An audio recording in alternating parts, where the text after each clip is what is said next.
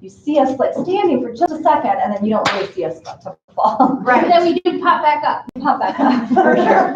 I love it. But the wave eventually stops. Yeah, of course. But you get back up. We get back up. You keep Go smiling. back out again. Who else? I was worried you guys are quiet. Okay, so I'm the person who's like flipping back on their back, like I'm in the water with this thing, I'm doing this thing. This and guy or? in the middle, this right in the guy? middle, like what Height the heck is going on? Yes, Oh, this person? right yeah. here? Yeah. Right? Right? I see that person falling in, like in the water, but like boom, falling in again. So But you know what? Still waiting. Your head's still above. I'm in, You're in there. I'm in there. Up to your neck. Yeah, Yes. like that. Yep. But you are breathing. There's no tears. You are breathing. Nobody says I'm under the water. I'm not even on this beach. Wait, someone can say it to me. All right, come on. Don't be shy. He's like, damn it, he's looking at me. Right? Now you know how your kids feel.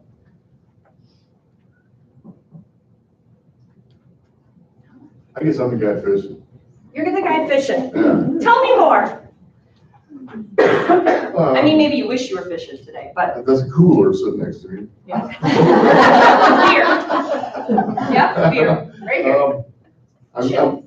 I'm throwing it in and I'm not sure what's on my hook and I'm not sure what I'm gonna catch, so. Yeah, but you're trying. I love it. Trying. You're trying. Anyone feel like maybe they got burned? Right? Or they're dipping their toes in. Right? Was that you? That was me. What, getting burned? No, dipping my toes in. Dipping your toes in. Getting burned. And you're the one getting burned. And your teammates? Like, I'm there, but I'm burned. I love it. I love it. That's good. That's a strong working relationship. I love it. I appreciate that. Anybody else? No one's gonna be mean to me? Come on, John. Oh, she's like, hell yeah, baby. And straight up there. I'm not sure I'm at the beach. Okay. I'm on my way out the door in a year, and I'm not sure how I feel about this. I mean, I do little things with it, but the full-blown idea of it, I don't agree with necessarily. Yeah. I've been doing this for a long, long time, and so I'm not sure where I'm at here. So I'm not sure. I think I'm still in the car wondering if that's the beach I want to be at. That's the right beach. I love it. Thank you for your honesty. I can appreciate that.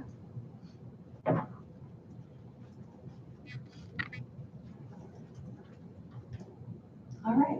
Well, I'm not going to come back to this at the end of our time together, but just know, regardless of where you are, it is a journey. And that you're never, I mean, everyone will always feel like this person, you know, everyone will always feel at some point like they're fishing for something and they're not really sure if it's the right catch. Everyone's always going to be hysterically crying at some moment in time because you tried something and it didn't work out. Learner-centered practice is a lot about relinquishing some control. And for many of us as classroom teachers, that's extremely, extremely difficult to do. The other thing that many people feel is that personalized learning or learner-centered practice is just yet one more thing I've got to put on my plate, right? But if you think of every initiative that you have going on in your school district or in your school in and of itself, right? You could probably think of it like that damn Lucy Calkins, right? Readers, Writers Workshop, right? But every initiative that's ever brought onto the table hopefully has one common denominator.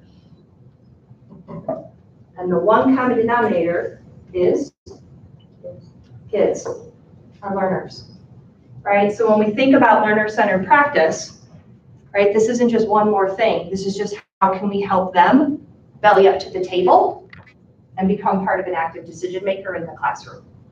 So we're going to talk for a little bit about what is PL, because I'm just curious to know, what are your thoughts around this phrase? So what words come to mind when you hear the phrase personalized learning? Empowerment. Empowerment. I like that one. I like going right out of the gates with that one. Individualized. Individualized. Choices. Choices. Ownership. Ownership. Student driven. Engagement. Engagement. You guys have been nice. All right, chaos. Chaos. Come on, I like to call it controlled chaos. Right? Everybody now. What else?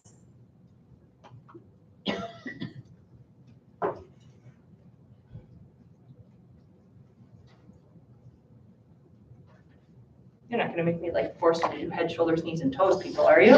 Because I will. Ask the other group. I've done it.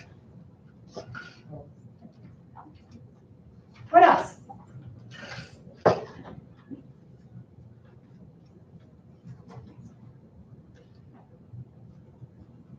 Trial and error. Trial and error. That's great. Not only for you, but for your kids. Readiness.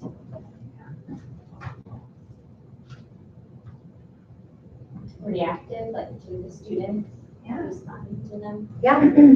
Reactive. Oh, I like that. Responsive. Well, we define personalized learning as this at the Institute. And if you, 6 years ago, before I ever heard the phrase personalized learning, I don't think you get the hits that you get on it today. If you were to do a Google search for personalized learning, everybody has a definition for personalized learning. INACOL has a definition. Education Reimagined has a definition. Ed Elements has a definition. The Institute for Personalized Learning has a definition. Hopefully Belvedere, Illinois has a definition. I want Caledonia to have a definition. That definition changes based on the stakeholders that you're working with and the kiddos that you're working with. But all of us, regardless of our definition, all focus in on, in my opinion, this green area. Learner-centered practice has to do with our students becoming active participants in setting their own goals. Determining pathways, and that's not to say every kid has to be doing something different every day. It doesn't mean that direct instruction cannot take place. None of that comes into the game, but that they get to become an active participant in the process. So it's an approach to learning and instruction that's designed around the individual learner themselves, their readiness, their strengths, their areas for growth. They become active participants. Learning objectives, content method may vary. And in a truly personalized environment, you move beyond both differentiation and individualization. Now for me, the first time I read this definition out of Dr. Rickaba's book, Tapping the Power of Personalized Learning, I was extremely overwhelmed by it. I could commit to the green. This scared me. And I didn't know what that meant. I didn't know the difference, and I bet many of us in this room struggle, myself included, with the difference between differentiation, individualization, and personalization. So just out of the gates, anyone willing to share their thoughts around the difference before I share my thoughts? Turn and talk to each other, because maybe you guys talk to one another much more than you talk to me, and that's cool. I'm not offended. So what is the difference? And if you don't know, just say, I don't really know.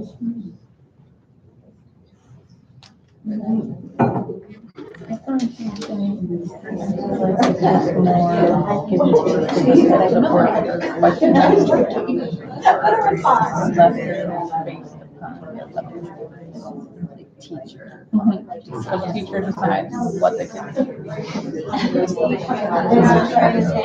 Versus the kid actually.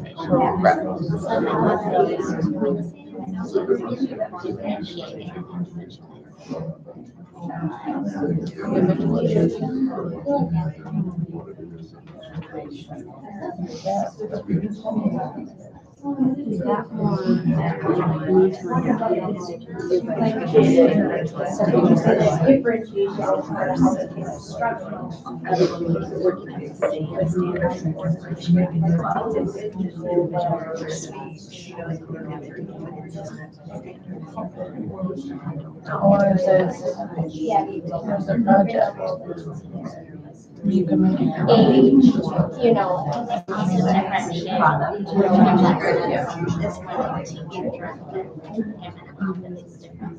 So what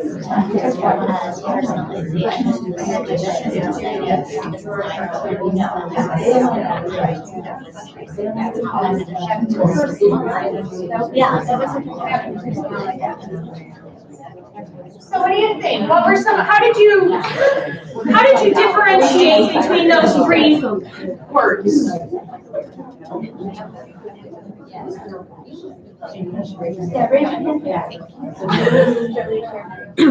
And don't worry about, am I right? Who cares if you're right? I don't even know if I'm right. I'm going to share some thoughts around it, and I'm still researching and still reading about it because it's sometimes there's a fine line between the three different ideas. Yeah, somebody raise their hand. So, we're from speech, so Yeah. I'm thinking of that model, but it was kind of blurry and gray, but we were thinking differentiation is more how we approach students and how we differentiate, how we provide cues and how we do therapy, like in a large group. Mm-hmm.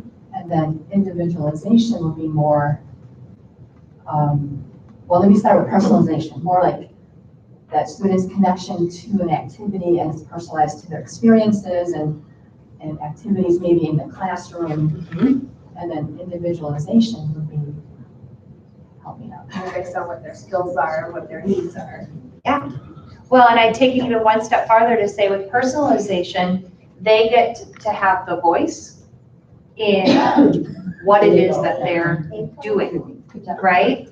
Whereas in the individual, I mean, any special ed teacher is living in the world of individualization all the time. I mean, most classroom teachers are living in the world of differentiation. Most special ed teachers are living in the world of individualization. And in the world of personalization, what we're trying to do is take that sort of educator push and how can we bring that kid into the equation, right? Perfect example is every time I had to fill out a plot for my special ed teacher, Dion, right? Present level of performance. Sit down and ask me, what's Zach's present level of performance? And I used to freeze and say, let's ask Zach, right? Like, what is Zach's present level of performance? And bring that child into the equation and let them be a part of that IEP process, and especially at the 5th grade level as they're transitioning to that middle school. So that was a great example. Anyone else have a different thought around the differences between the three?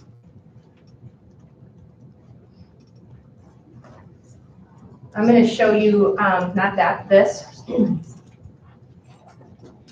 I have a teacher crush, not because he's good looking at all. So ladies, if you look him up, he's sweet. I've met him personally, but John Spencer is one of my all-time favorite educators. And if you don't know the work of John Spencer, you need to write his name down. If you remember nothing of what I talked to you about today, remember John Spencer because he's awesome. And he has great videos that you can use with kids. And he makes this work very easy to comprehend. But in his book, Empower, which is one of my favorite books, educator resource books of all time, in chapter 10, he does a super great job of describing for me the difference between differentiation, individualization, and personalization, and he uses ice cream. Now, I think if some of my group that I've met with, I apologize if you're hearing this again, but it's a great interpretation, and it worked very well because I have 2 children of my own, and my daughter is a complete junk food junkie. Her name is Piper Jean, and she loves ice cream. And so I like to think of differentiation as sort of the world of walking into Baskin-Robbins, right? Do you have 31 flavors down in this parts of the world, right? So in my neighborhood, I don't have Baskin-Robbins, but we have what's called Babe's Ice Cream Shop. And Babe's Ice Cream Shop is sort of the local version of Baskin-Robbins, right? We walk in there after baseball, and you know, it's a wall of ice of the cooler, right? Piper this year we discovered is finally tall enough to see into the coolers, which was a huge like high five moment in that girl's world because otherwise she'd have to be dragging the stool, right, all the way around. And so we can peer into this cooler and decide what kind of ice cream we want. We're all getting ice cream, 1 scoop, that's it, right? You might get to choose if you're having it in a cone or if you're having it in a dish. Right? Piper's going to think that she wants Superman. She's going to think she wants Blue Moon. She's going to think she wants all these different kinds, and she's going to end up with chocolate every time, right? Cole he likes ice cream, but it upsets his stomach, right? So he's gonna get sherbet or sorbet every single time. I am gonna get the tiniest little morsel of mint chip because that is my favorite. And my dad, who we refer to as Bubba is gonna get black licorice ice cream every single time. Because it's the only place he's ever found in his 83 years on this earth where he can buy, right, black licorice ice cream. So we go into 31 flavors and everybody's happy because they all have that choice of what they want. It's better than eating ice cream at home. Because if you eat ice cream at home, everybody is getting mint chocolate chip. And the reason they're getting mint chocolate chip is because I pay the bills and I do the grocery shopping and it's my favorite. And if you don't like it, I don't care, right? And so if it's your birthday, you can choose. But if it's not your birthday, you don't get a choice there. So the kids are always going to vote to go to Baskin Robbins. There's a lot of freedom within that content, and they have a lot of choice. But it's still driven by the man or woman behind that counter that's looking at Piper and saying, what do you want? And I'm over there saying, smaller scoops, please. I'll pay for whatever, just give her a smaller scoop, right? So that's sort of the world of differentiation. The goal remains constant. 1 scoop of ice cream. Now, you move into the world of Cold Stone Creamery, and things start to individualize for you a little bit more. I grew up in Greendale, Wisconsin, which is a suburb of Milwaukee, and we had the Village Cone Shop. The Village Cone Shop was like way ahead of their game because it's basically Cold Stone Creamery from 20 plus years ago. You walk in there, there's this huge frozen marble slab, same buckets of ice cream, but now I get to say, I'm gonna take that mint chocolate chip ice cream and I'm gonna have you, I want 2 scoops of that. And that woman or man is going to scoop it up and throw it on the marble slab. And then I'm gonna say, I want those fudgy brownie hunks because they are fantastic, right? They're gonna chop them up for me and they're gonna sprinkle them inside. And I'm gonna say, can you drizzle a little bit of hot fudge on there? A little bit of hot fudge, and I'm gonna say, I'm good with that. They're gonna fold it up, smush it, they call it a smush-in, I don't know what Cold Stone calls it. Smush it all up, slap it with a little metal spatula, throw it in my bowl and hand it over. And that is individualized, delicious content just for me, right? Cole is still going to get sherbet. That's it. And Piper is gonna get some creative concoction that this lady smushes up for her in a bowl. Now in our classrooms, individualization looks a lot like Raz-Kids, looks a lot like Dreambox Learning, looks a lot like individual IEP goals, right? What else might we use? Khan Academy could be very individualized. More freedom here within that content than getting my 1 scoop of ice cream.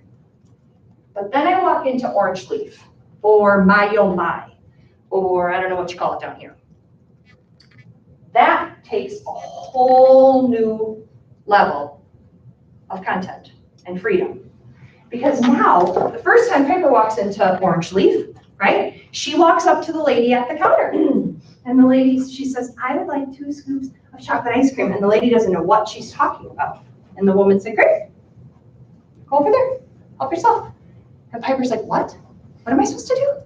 So all of a sudden she sees this wall of cups, right? Do you know what stores I'm talking about here? Right? Yeah, and she grabs the cup and she's like, Mom, what am I supposed to do? And I thought, holy buckets. Okay, we're doing this right now. All right. So she's about to fill her bucket, her little cup, with her ice cream. And then she says, what are these tiny little cups for? She's 5. And the woman says, those are for samples. And I'm like, lady, you don't have children under the age of 6. So I'm like, they're for samples. So what does Piper do? She proceeds to try every single flavor, right? Goes back to chocolate. Fills up her entire bowl with this heaping amount of chocolate, gets it all over the floor, and I smiled at the nice worker, right? So it's all right. And then she walks over to the wall of snackies. She's like, I would like gummy bears on top, and I want Fruit Loops on top, and I want sprinkles on top, and I want to put this on top. And then, right, Cole takes whatever's the closest thing to sherbet at the My store. I don't want anything in that place because I prefer hard ice cream, not frozen yogurt, right? And about $17, $25 later, right, we're eating a concoction. But Piper has complete freedom, not only in her content, but also in the process. But what happens in that process is that it gets ugly. And there's tears. Because about 10 minutes into the ice cream eating, you can imagine what happens to the Fruit Loops. You're disgusted, right? I don't want this. You're gonna eat Fruit Loops like that. Girl, with a smile on your face. I don't care. Maybe chip back home, girlfriend, right? But I said, it was yours to create, girl. It was yours to create. Now, she still needs me to coach her. The first time I'm like, have at it. I could have coached her all the way through. She wouldn't have listened to a word I said. But the next time we went there, we had less tears. It wasn't perfect yet. It was still messy. I said, sweetie pie, remember, you didn't like the Fruit Loops. They get real soggy real fast. You didn't like the gummy bears either because they froze, right? So let's think about what sort of mix is going to work for you. So I'm still needed as a coach. I'm just coaching her along the side to help her make better choices, but she still gets to be the active decision maker. She has two choices in the end. You eat it or you don't. You don't have to. I'm not going to force you. I'm going to be a little irritated, right? But she'll learn along the way. So freedom here within content, freedom here within content and process, which is really what we're hoping for, is that that kid can start to become an active decision maker. And it is ugly, and there are tears, and it's not always fun. But Piper's a much, much better my ice cream creator now, right? She's even gotten so good that she takes those little sample cups and puts the Fruit Loops in them, and her gummy bears in them, so that she can have all those little treats, right? I didn't encourage her to do that. I'm not even sure if that's allowed. But that's for the lady behind the counter to reprimand, not me, right? So this handout is in front of you, if you so desire. This is sort of how we at the Institute, with the help of some of our partners, start to look at the difference. There's 3 columns, obviously, one for each: differentiation, individualization, and personalization. And then what we've outlined is, what's the role of the learner in that process? What's the role of the educator? Ultimately, when you're differentiating and even still individualizing, it's still educator driven. Not until we start to personalize does that shift move. And honestly, that's why we're exhausted on June, whatever day it is, 4. We're exhausted because we are lifting all the time. We are doing all of the hard work to differentiate and individualize. And part of that is because we're hesitant to put some of the ownership onto the kids, because we're not sure what that's going to look like or feel like, and it's probably going to get messy, and there's going to be tears from all parties, yourself included.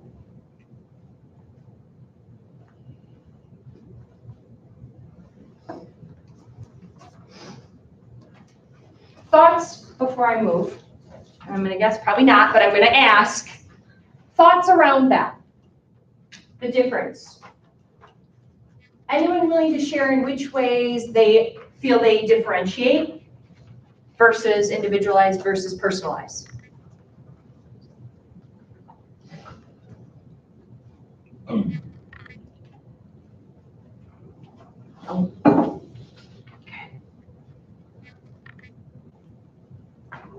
Awesome. All right, well then we're going to talk a little bit about why we should commit to this. So, for me, how many of you have ever seen the Simon Sinek TED Talk, Start With Your Why? Oh. All right, this summer, not today, not even in June, all right? Set yourself a calendar goal for about August 10th to find, don't think about work for at least a good month and a half. But on about August 1st, August 5th, find the TED Talk, Simon Sinek's Start With Your Why. Because he talks a lot about the importance of starting with why. And initially when I started this work, I didn't believe it. Because as a classroom teacher, I didn't give a rip about why. I want to know how, right? And I know I sit in front of teachers every day of my work. And they always want to know how. Just tell me how to do it. Just tell me how to do it, because we're pleasers. We are pleasers. And if someone tells me how to do it, I promise I'll do it. And I promise I'm going to work really damn hard to do it well, because that's what we do. But before we can get to how we're going to do it, we have to understand why it's worth doing. Because if you can't answer the why, the how isn't going to matter. The what isn't even going to matter. And I failed at this. My first year, Angela and I jumped into, okay, how is this going to look? What is learner-centered practice? How are we going to do this? And then all of a sudden there was talk at the soccer fields. I live far away from Brookfield, Wisconsin, where I taught. Why? Because I don't want to run into children when I'm drinking wine at a bar, which happens in Wisconsin because kids are allowed in the bars in Wisconsin with their parents, right? I don't want to run across a child when I'm at the grocery store at 7 in the morning looking a little disheveled, right? Angela lived within the community. Her kids played side by side with our students, which was amazing. But it also meant that she heard things, right, that she didn't love to hear on the soccer field. And there was often this question around, why are you doing this? I worked in a very affluent community with very high test scores. It's not broke. Why fix it? We're doing really, really well. Sometimes I question, are we getting lucky? Are our kids just super duper smart? And so I didn't know how to answer this question. Neither did Angela. So she was left very uncomfortable at the soccer field when parents and colleagues and friends would ask, why are you doing this? And our gut reaction was, well, because we love kids. But that's not good enough. We had to understand truly why we were doing it. And so for us, our why came from, and I don't know your name, but you used that word empowerment. And our why came from this idea of, I'll come back to that, really, how do we shift from engagement to empowerment? And I'll be really honest, I taught for 15 years prior to ever touching learner-centered practice. And I loved my job. I was engaging as all get out. My students really liked coming to school. My parents liked having me. I was silly. I was fun. I loved my job. But 2 years later, 5 years later, 15 years later, kids would come back to my classroom. And they'd say, I miss 4th grade. I miss 5th grade. I'd say, why? It was so much fun in here. We got to do this, or we got to do that, or I loved when you did this, or I loved when you do that. And I'd think, oh, that felt good, right? Pat on my back, awesome. That feels good. But that was a little selfish of me. Because although I engaged them for 180 days, I didn't empower them to be able to do what they needed to do and wanted to do for the rest of their life. Maybe some of them, but not all of them. And so when I think about why make the commitment to learner-centered practice, is because we hear a lot about engagement and how we need to engage our learners, but that's on us. That's hard to do when you're exhausted day in and day out. That's a heavy lift as a classroom teacher, to put the smile on your face when you've had a real shit morning, right? We've all been there. But how can we make the shift from engagement to empowerment so that they're building within themselves the capacity to want to learn? It's really making the shift from our instruction to learning.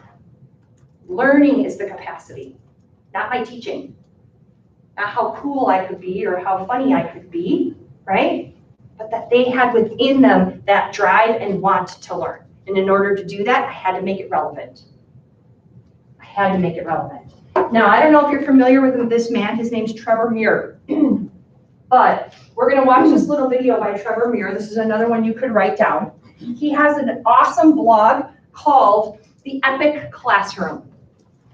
If you're not on Twitter, you should consider getting on Twitter. He's very active on Twitter. But he talks a lot about why we should invest in learner-centered practice. Now, he talks about soft skills. When I say the term soft skills, what comes to mind? All right, I'm going to rephrase that. I'll ask you a question. If I was going to ask you, and if you, I know it's the last day of summer vacation, or it's last day before summer vacation, and your students are long gone, right?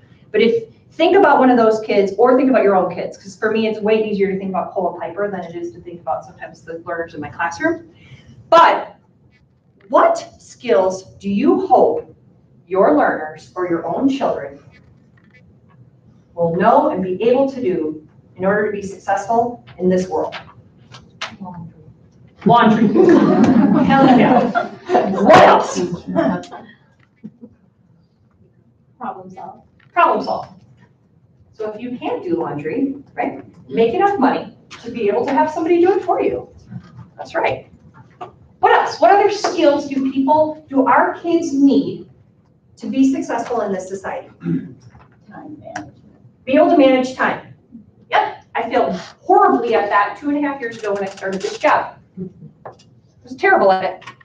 You know why? Because from the time I was 5 years old, I lived by a bell and whistle, except for the small window of time in college. And you can imagine, knowing me for the short time you've known me, how my college years played out, right? So I was really good at school, sort of. So time management was a struggle, because when I was a classroom teacher, they told me when to get to work. They told me when my kids were going to show up. They even told me when to pee, when to eat, right? They told me everything based on that bell. I didn't have to think. Then I started this job. They're like, you're going to be in Caledonia on June 4th. And Kelly's like, do you have that agenda? And I'm like, sweetheart, I don't even know what state I'm in right now. You are on my to-do list tomorrow. I promise you, right? And that's exactly what I said, because I have to manage my time and juggle where I'm at, because there's no bells and no one's watching me. What other skills? Communication skills. Communication, oral and written, beyond all those little letters that I don't even know what they all mean. I have to like search, define X, Y, Z, because I don't even know what what they're saying sometimes. Conflict resolution. Absolutely. Conflict resolution.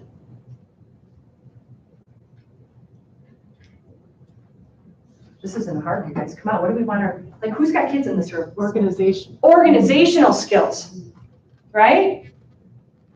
The ability to think critically, empathy, right? Now, we often call these soft skills. Trevor Muir is going to talk about how these aren't soft skills, these are essential skills, right? Now, the work of learner-centered practice, and this is where maybe we are a little bit different than other people that come in and work with teachers. Our belief around learner-centered practice is that we have to do both. We have to teach our kids academics, for certain, but we have to teach our kids these.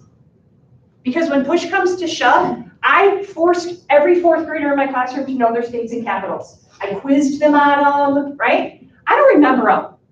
I'm 40-something years old. I taught it for 15 years. I don't remember everyone.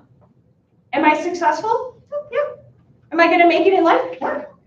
Right? But I don't have to know every single one of these. Revolutionary War, taught it, learned it. I don't remember every date, every memorizational fact, but I can be successful. And so how can we as classroom teachers be as intentional about developing these soft skills as we are with our learning standards? Because we know our standards inside, outside, backwards, right? And I'm looking at my special ed friends because this is the world you do. This is the world you live and breathe by, right? We set goals around these for our special ed learners, or our learners with special needs, right? But how do we intentionally help our students develop that? That's the work of learner-centered practice, developing a learner. It's not that every kid has their own path every day. It's not that everyone's doing anything they want whenever. It's not a free-for-all. It's that we're developing within them the ability to learn without being taught directly by you. So I'm going to have you watch this, because he says it way better than I do. And hopefully we've got sound. Confident. Entrepreneur.com put out an article about the top 11 reasons millennials get fired. And the top 5 are the need for independence, lack of confidence, anxiety, miscommunication, and that they lack vision. Essentially, collaboration, confidence, presentation and communication skills, and critical thinking, and being able to see an overall goal and vision. These are what we in the education world call soft skills. They're secondary to the essential hard skills in school, which is English, math, science, history, algebra, British literature, the starting and end date of the French Revolution, what an igneous rock is. You get the point. I think it's time we stop calling them soft skills, because there's nothing soft about getting fired from your job or never getting hired in the first place. We need to call them what they really are: essential skills, skills that are absolutely necessary to thrive in the modern world. I mean, how is the ability to collaborate not the most emphasized standard in the Common Core? It's not even its own standard. It's no wonder people are being fired for not knowing how to work together. We don't teach it. We don't emphasize it. And the result in our society is division and not seeking compromise. Sound familiar? Young adults struggle with confidence? Well, I wonder if having kids take roughly 112 mandatory high-stakes tests between kindergarten and senior year, tests that only measure a sliver of who we really are and what we're actually capable of, but are a major deciding factor for our future, has anything to do with it. And I wonder if that has anything to do with skyrocketing anxiety as well. People are fired for not having vision, for thinking they're just a cog in a machine. Well, for many students, that's what school is. Sit quietly, learn this information, regurgitate it on a test, and then move on to the next level. I mean, we want millennials to see the big picture and understand why they're doing certain tasks, right? Well, maybe this should start with school. And if we can't explain to students why they're learning a certain subject, then we shouldn't teach it. People struggle to communicate? Well, have we taught them to communicate? Or are they just sitting in rows most of the time, not being allowed to talk? But I have to have them do that. They've got to learn this information. I'm accountable for them to do well on these tests. And that's exactly my point. This isn't teachers' fault. It's a systematic error. We need to change things up. And I think that starts with us stop calling communication, collaboration, critical thinking, work ethic, and confidence soft skills. How about instead they're called essential skills? Because they are essential. Arguably more essential than your ability to memorize facts and equations. But wait. We can measure someone's ability to memorize facts and equations. We can't do that with those skills. Oh, so that's why we put so much more emphasis on the hard skills, because they're easier to measure and keep track of and compare. Well, not a good enough reason, because 92% of talent professionals and hiring managers say that soft skills are just as important, if not more important, than hard skills. Now, am I saying that we should stop teaching the core subjects in school? No. An educated society is a healthier society. And we still need to know how to read and write and solve and observe and experiment and learn the subject matter. But I do think we need to adjust the benchmarks a bit and not just emphasize knowing the information, but also how students obtain it and present it and what they do with it. We need to teach essential skills. And the truth is, when students have these fundamental skills and are confident, creative, critical thinking, hard-working collaborators, you'll find that learning that other stuff comes much easier. And they can still do well on those big, bad tests. Although, I think we should change those up too. But that's another video.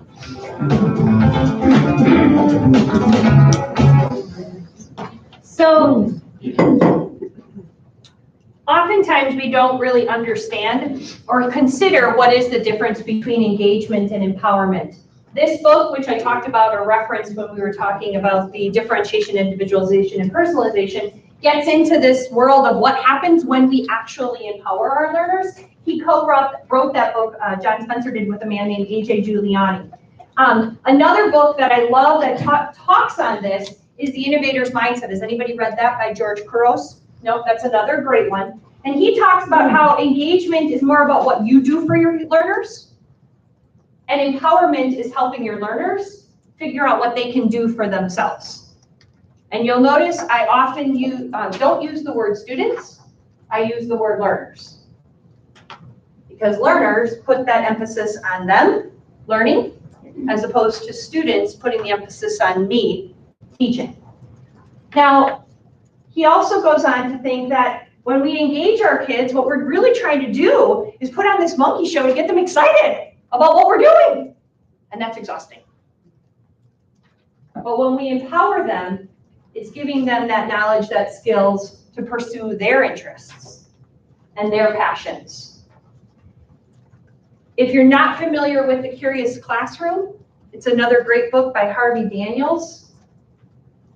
I love it. But I'm going to ask you 2 hard questions that I want you to think about. And you can grab any piece of paper on the table that has a clear white back. And maybe you just have 1 per table. But I want you to think, what do you do in your classroom to engage your learners? Because this is extremely important. What are you doing every day? Well, what were you doing every day to engage your learners? And then I want you to think about, what could you do to make some of those very engaging experiences more empowering? How could you shift it from learning because I'm interested in it to learning because I see value in it? So turn and talk. What do you think?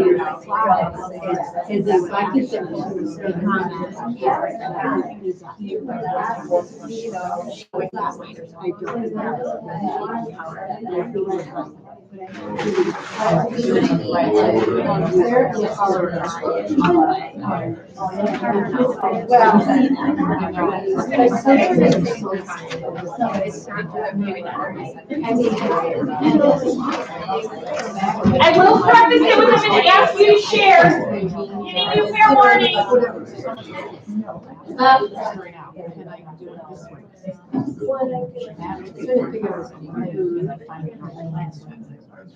For 5 seconds. Is this recording?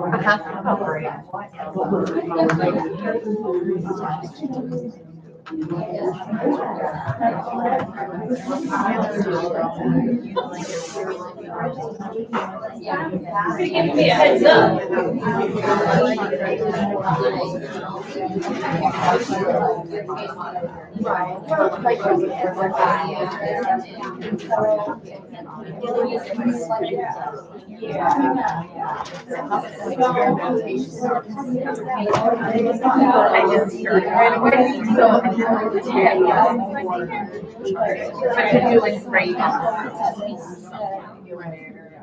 No idea.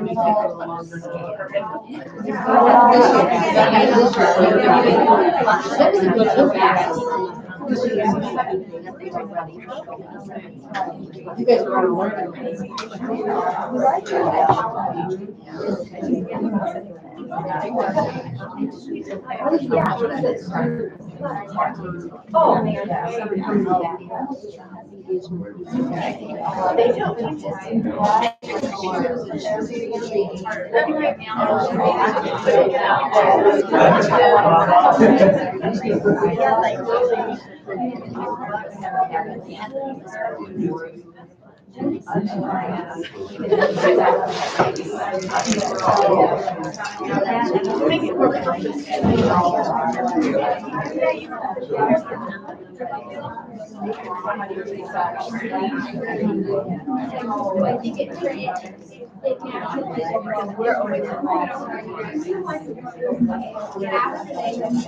Where they're not, you know.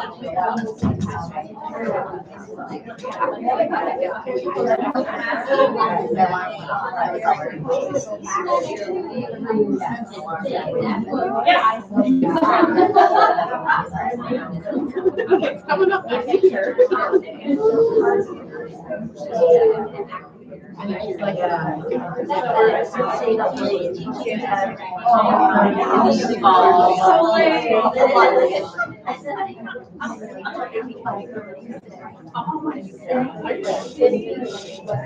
I get mad if I sleep.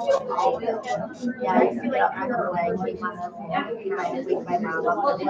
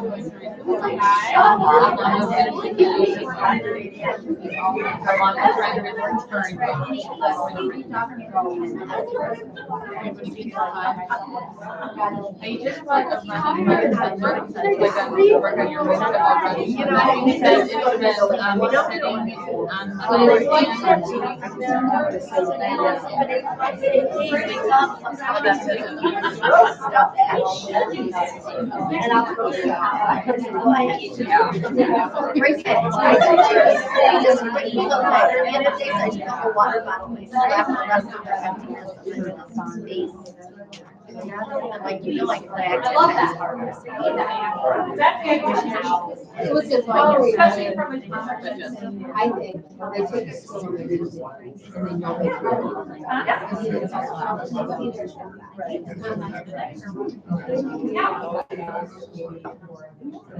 Yeah. All right, so what are we doing to engage and or empower?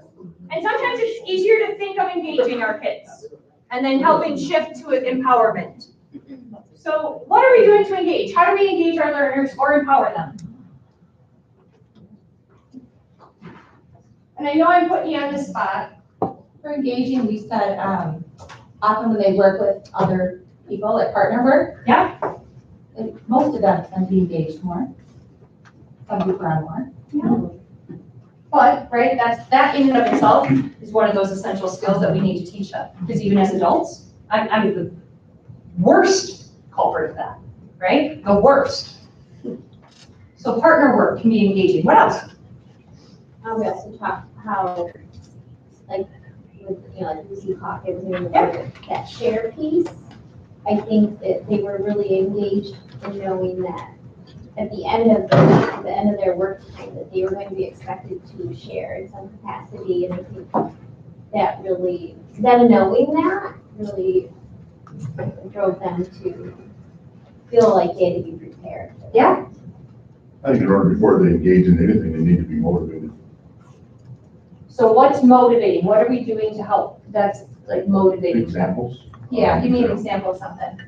All I right, think let's it's kind say, of engaging. let's say that we were doing an engineering process design on building bridges with popsicle sticks. We want to show them different examples and different patterns that work for weight distribution. So then you can also give them places to research on their own. Love it. Yes. More examples like that. What else are we doing with these kids that's so super duper fun? Right? We have flexible seating. Flexible seating.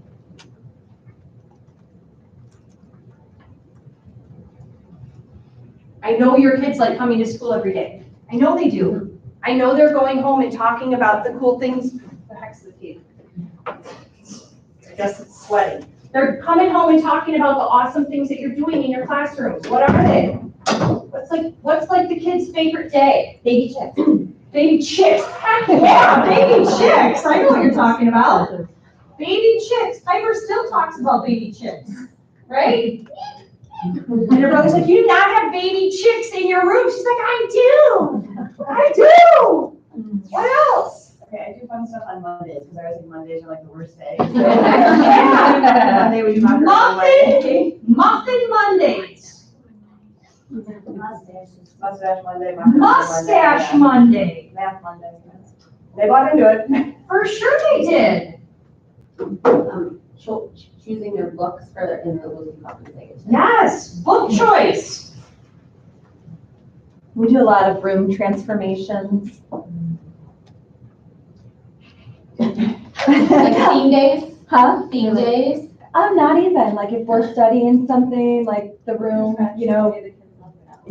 Like We had a castle. We had a castle when we're Still doing talk fairy about tales. We place Jungle. values, jungles, Surgical. surgical rooms, yeah. Keep going. Come on, pat yourselves on the back. Party, big place Place value parties. parties. Party on Wayne, party on Garth. No? Jeez, you're a tough crowd. For early childhood, we had sensory tables and it was very theme-based, like Easter or gardening. I do a lot of work in Chicago Public Schools, and I walked into a kindergarten classroom where there was straight up mud. It wasn't mud, it ended up being chocolate, but this kid had on like this nice white sweater, and he's like, hi! I'm like, oh, it was so gross, but it was cool. He loved every second of it. But then he went to the sand table. Right? What else do you guys do? With science, I try to have them do projects that they like that explain what they were doing. Yeah. And then, like we did edible atoms, they loved that one.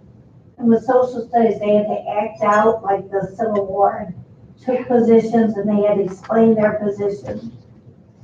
All right. For certain, With my accelerated learning kids, we dissect brains. brains. Yeah, sheep brains.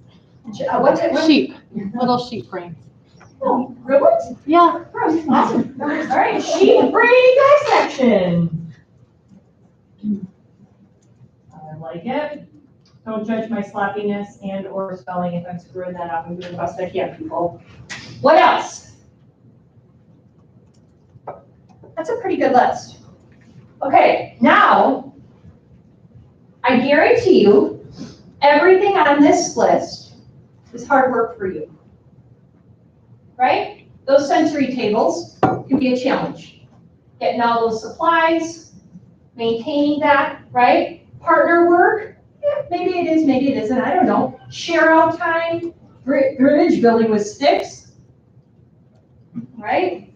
Baby chicks. I want you to think, in what ways could we shift some of this, not all, right?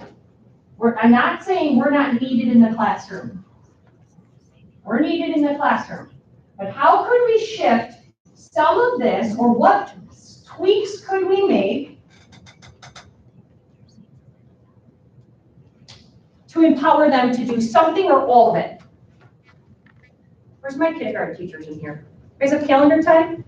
Morning meeting? You do that? Have you ever done student-led morning meeting where they just do it? Leader? Where they just plan it and do it, right? That's a perfect example of calendar morning meeting, very engaging for kids. By day 40, they're probably like mimicking everything you say, right? So what happens if we just sort of handed that over to them and let them pick and do for them? So let's pick one. Let's look at flex seating. I like that one. That's a quick one for learner-centered practice that people glam onto real fast, right? It's also one that sometimes people hate, right? And I am not a believer in fancy furniture being learner-centered practice, I'm not. But in what ways could flexible seating empower learners, or how could we empower learners by bringing in flexible seating? Any thoughts with that? So like choice, like they come in and they make their own choice of where they want to sit every day. Arranging the room, Who's arranging the room? the kids. Yeah. So like because we started with different flexible seating in the fall and then it switched again in the winter. And then by the end of towards like spring, end of the year, we let them decide how they wanted the room arranged. For sure. Well, and for me, like, I wanted my room totally set up for parent information night. I wanted it looking really pretty, right? Right. And honestly, by year 2, we put big yellow tape across the whole room when parents walked in and just said under construction. And it was way easier on us, because in August, guess what? That's a lot of time and energy setting up that room and making it look real pretty, right? Yeah. I know how you all work. I wanted every frog lined up on the locker. I wanted every font perfect with the dots in the corners, right? And I get real pissed when a kid would scribble. Sorry, I said nothing. She's recording me. I get real angry when a kid would scribble on their name tag. I would even went as far as to rip that right off and put a brand new one on there. How dare you have any sort of creativity of your own? You are going to use my name tag with my font. That was me. Right? And I think, hey, that kid's the next designer for Disney, and I just screwed it up. He's gonna be like, yeah, forget Schmidt. I was a Schmidt then, now I'm Somerville, right? Almost back to Schmidt, but that's a different story. But, yeah, sorry, we won't go there. So, you know, I mean, that's crazy town, but I did it. But how can we let them own it? Own the name tags. I can remember sitting at my fantasy football draft, and in between my picks, I was filling out name tags. And I get so mad when my principal would change up my class list. What? I made every single one of my Excel spreadsheets in alphabetical order, and now you're throwing another P? Start over, right? I get them all in order in the lockers. Now what am I gonna do? Adam's here. I can't put Adam down next to Zoe. That would be crazy, right? So what if we just let them make their own name tags? You've got enough to do. I know they wouldn't look as pretty, but they'd love them. And if you're a kid that wants you to make one, you write better. Do it. So flexible seating, it's empowering them. I had this whole room set up, and then I realized that I had kids in my class that needed quiet space. So we had to rearrange. We needed a quiet zone. Where's that quiet zone? They're owning it. Let's do a different one. What's another one? Muffin Monday. You probably still have to pop for the muffins, although I don't know about the parent community here. Maybe parents would pop for those muffins for you. But how could we make Muffin Monday a little more empowering? What else could we do with Muffin Monday? Thinking off the cuff here. Put me on the spot. Anyone, it doesn't have to be this nice lady that brought it up, right? She's like, I don't want to do anything with Muffin Monday. She's like, shit, never talk to her ever again. Mustache Monday. Maybe ahead of time, kids just make a list of what kind of muffins they want. You know what? Why don't we make this into like an entire math lesson where they're now making the muffins? They have to find recipes, they're baking the muffins, they're bringing them in. Maybe you could go even as far as to say, we're gonna have Muffin Monday, but you know what else we could do with, did I put that in the wrong one? No, okay, I got it. Muffin Monday, maybe we're gonna do a bake sale. Maybe we wanna do a bake sale. What are you gonna put money towards a bake sale for? I don't know, is there a humane society in this town that needs money? Are there kids in this community that need school supplies? What could we do with Muffin Monday? Not that it needs to be this big elaborate something, right? But just put that bug in one kid's ear and they're gonna do that at home. They're gonna do that at recess. What else? Maybe the kids could plan the Mondays, like they could be in charge of the. We did that at the end of the year, and except it didn't start with an M, it was blankets and pillows. That's cool. Then you know what? Then we start looking into other days of the weeks, or we start to talk about alliteration, right? So we say, guys, you're missing the boat here. Muffin Mondays is so cool because Muffin Monday, that's alliteration, right? So we go that route. If you want to bring in blankies and PJs, when are we doing that? What could we call that? And then we have to rephrase the to make it or go with it or right? What else? I'm going to go with Cheryl. Our kids are much more engaged when they know that they're going to have to share. Oftentimes when I speak to people, they are much more engaged when I say, hey, heads up, I'm going to ask you to say something, so please be ready, right? But what if we took this and we gave them an authentic audience?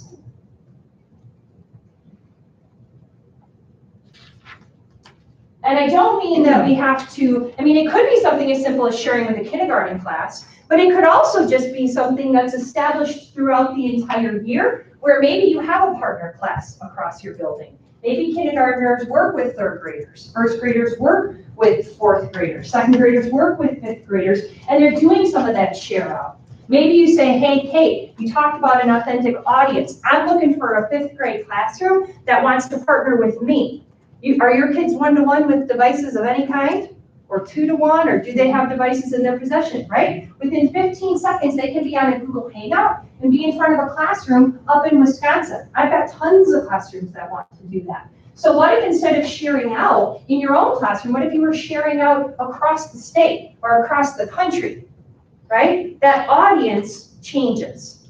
That empowerment changes. Their entire demeanor towards what they're saying changes. Same thing with book choice, right? We've got people doing Lucy Calkins Readers Writers Workshop across this entire country. That woman's making millions, right? She's doing really well. So what if our book clubs were virtual? What if our book clubs were thematic? What if we tried to align reading with social studies? Because if you're anything like me, I didn't have any time in 4th and 5th grade to teach science and social studies because math, writing, and what's the last one? Reading consumed it all, right? So if I could squeak in a social studies lesson on the Revolutionary War, this reenactment, amazing, amazing. Keep doing that. Keep doing that. How can we make it so it's cross-curricular so that it doesn't go by the wayside?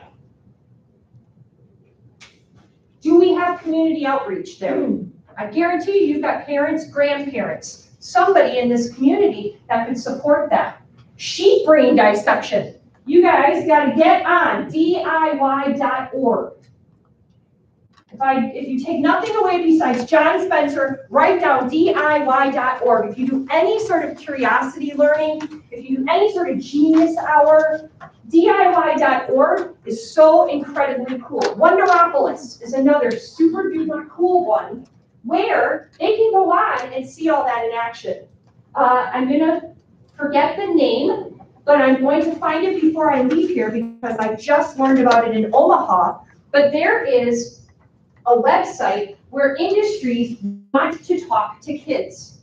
And so you can say, hey, I'm doing a Civil War reenactment, or hey, we're studying rocks and lava. I want to talk to some expert in the field, and you submit a Google form, and about 50 people will reach out to you and be like, hey, I'm in Seattle. I'm on volcanoes. I'm in Hawaii. I'm on volcanoes. I'll talk to you. I'll talk to your kids. And they jump on a Hangout. It's something with an N. I forget. I will find it before I leave here. But it's easy to think of things that you do to engage and then simply say, what could we do to make them more empowering? Our bridge building, right? Super fun. Kids love it. We can make a contest out of it. Is there something in our community that we could do? Maybe it's not just like physically building a bridge, but could we talk metaphorically about building bridges? What other ways could we build bridges? So think of all the engaging work that you're doing, because you're doing a ton of it. And then try to find opportunities to empower your learners, because that's what they're going to remember. They're going to remember every one of those purple things. Every one of those purple moments they remember.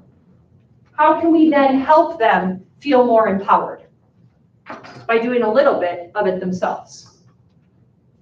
Now, it's about 9:20, and I'm gonna let you guys stand up, wiggle. It's real hot in here. Did it get warm in here, or is it just me? There's a song like that. I won't sing it because I'm on recording. But I'm gonna let you get up, stretch a little bit. When we come back, we're gonna dive into our honeycomb model, and we are going to look at some of these elements. But But get up, stretch, go for a walk if you need to, see if the sun is actually shining. I'm just curious to know if it is. And we'll come back, let's say by 9:30. Is that fair? Sure, okay, sounds great. Awesome. You're hilarious. What's that? You're funny. It's a good thing. Kids join DIY. Can they join? You were right on about that, Kelly. Yeah, you gotta have professional development. All right.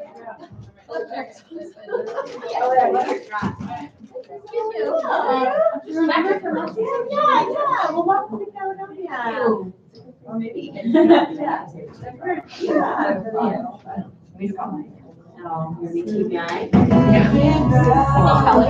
I'm having, where'd Marcy go? She snagged the last spot on the facilitated item. She did. What were you doing?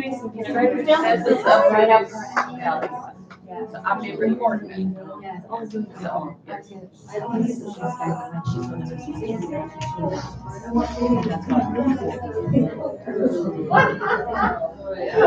Well, nice to be here today.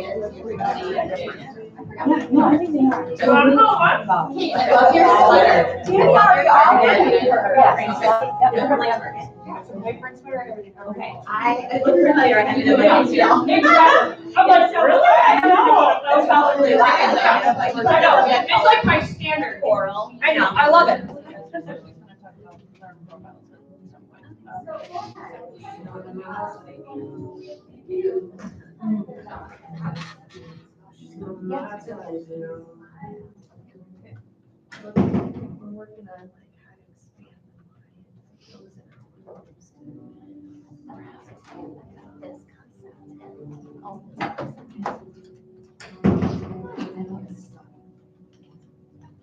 For how we can restructure our rooms, so. For the more instructions, we're more doing it, instead of having three different small groups that other people, you know. But. And they're better equipped because they are decision makers. Thank you. Thank you. It's hot here. Holy, no, has it been usually cold? So it's kind of, holy, well, maybe they turn. It should be easy to clear up or something. Yeah, I think that. Yeah. It just seems like I wish Judy was here. Oh,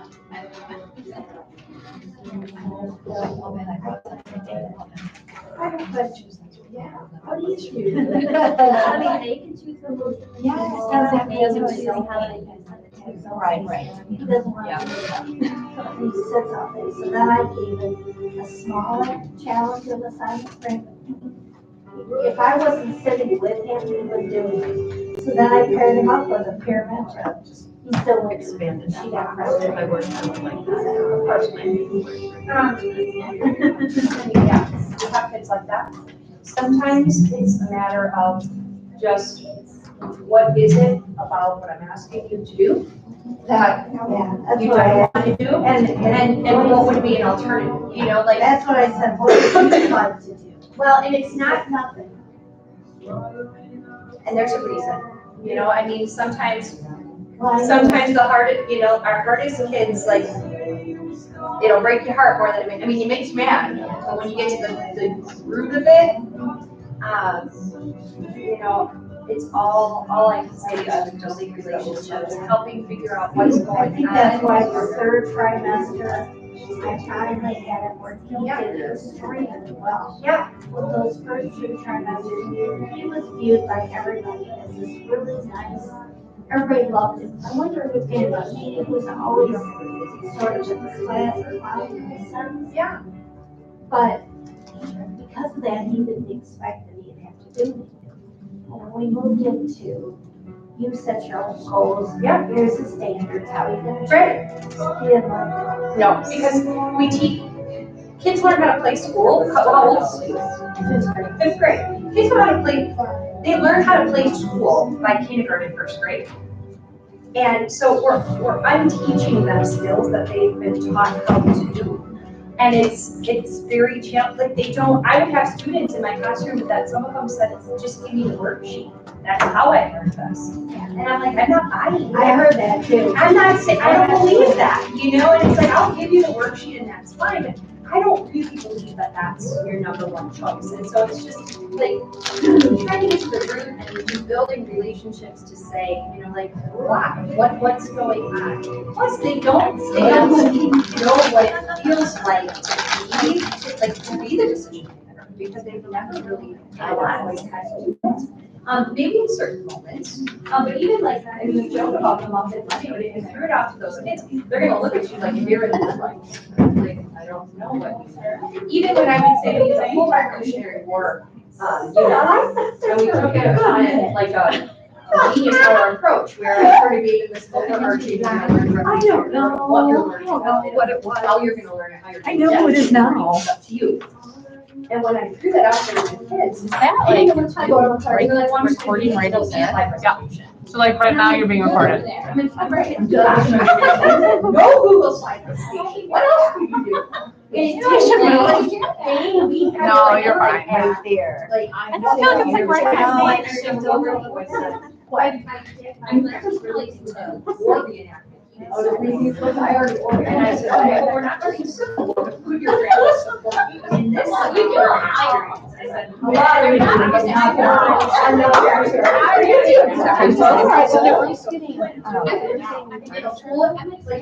good experience. I said, Is there actually around? Is there a room where? I know some people have already talked about it about furniture. Do you want to get the innovative? I would talk to her. And we'll read about it. We just got the room building with furniture. Wow. Oh, the Laura McClernand's getting totally.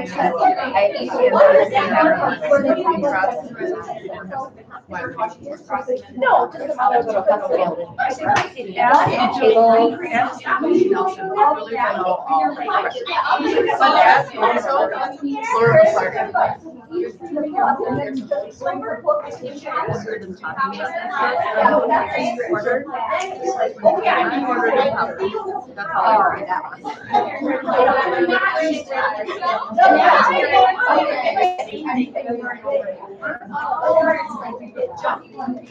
you know, they're going to do what they've always done. And so it's helping them feel like they understand.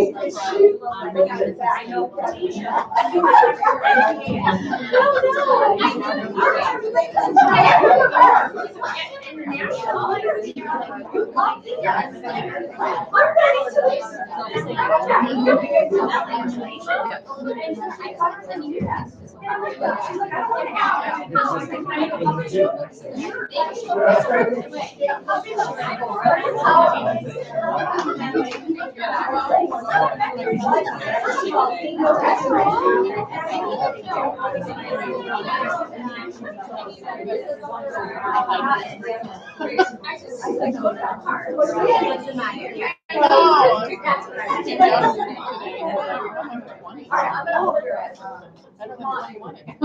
All right, did you guys get some stretching in? Yeah. You guys want to dance a little bit? No? Hey!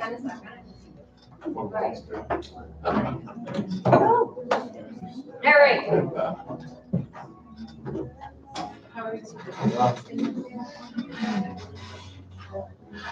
People will be straggling back in. If you're hungry, there's pretzels over here. Kelly brought them, I think. All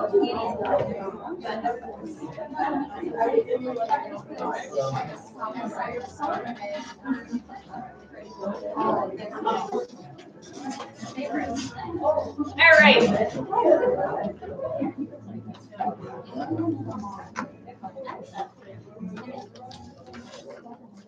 All right, you guys. I'm going to bring you back so we stay on schedule. While you're getting up, going to the bathroom, moving around, did anyone have any grand thoughts around other ways we could move an engaging moment with our learners into an empowering one? Doesn't even have to be something that you brainstormed on the list. Sharing the why it's important. Sharing the why it's important, right? I love it. You know, it's funny because people often think that personalized learning, learner-centered practice has to be interest-based, right? And I'd often hear, well, yeah, everything can't always be about Legos, right? And what is your name? Sherry. I was just talking to Sherry about, I had a little boy named Jacob who was a Lego lover, right? And I get a little frustrated because we filled out his learner profile. I knew Jacob loved Legos, right? I also knew Jacob hated school.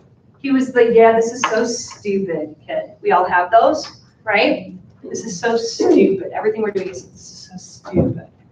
Overly dramatic, right? So not everything can be interest-based, but we can help them find relevance, right? And that's part of our job, is to help them find relevance. Because we're passionate about social studies, doesn't mean they are, right? But for Jacob, we were studying the Revolutionary War, and he didn't give a rip about the Revolutionary War. I loved it. I thought it was cool. I was like, yes, I get to watch The Patriot again, right? That's a great movie, love it. But he didn't have any interest in that. And so I tried to help him find relevance, which was even challenging. But what I needed to do was find a way that was gonna hook him. And I knew Legos would hook him. And so when we talk about like sheep brain dissection or projects, whoever brought up projects, the edible atoms, right? That is something that you came up with that was brilliant, that they probably loved. But what I helped Jacob do was find a project that he loved, that he owned. So one day I stumbled upon a stop motion, an app on our iPad for stop motion. I didn't have time or energy to learn how to use this app. So I put it in the hands of Jacob during an indoor recess time, and I said, Jacob, try this app, play around with it. Is it something that we should use in our classroom? Why do I have to do this? I'm like, okay, then don't, right? So stupid. If you don't want to, don't. But here it is. So I knew he loved Legos, and I knew it was indoor recess, and I knew that he would dive into the Lego bins that we had in the corner. So within about 2 minutes of indoor recess, he realized, wait, this is actually pretty cool. And by the end of our 15-minute indoor recess time, he had like a 2.5, 3-minute stop motion movie of his little Lego guys doing something silly. And he was so excited. He said, Somerville, get over here. Look what I made. This is so awesome. And I'm like, dang, kid, that's pretty cool, right? And I'm like, well, what's happening in this stop motion movie? And he's like, well, this guy's coming. And he had this whole elaborate whatever was going on in this little stop motion 2-minute movie.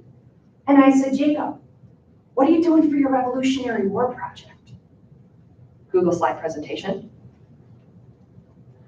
Is it awesome? No, it's so stupid. I know, it is. And I'm really sick of assessing them. And I'm really sick of looking at them.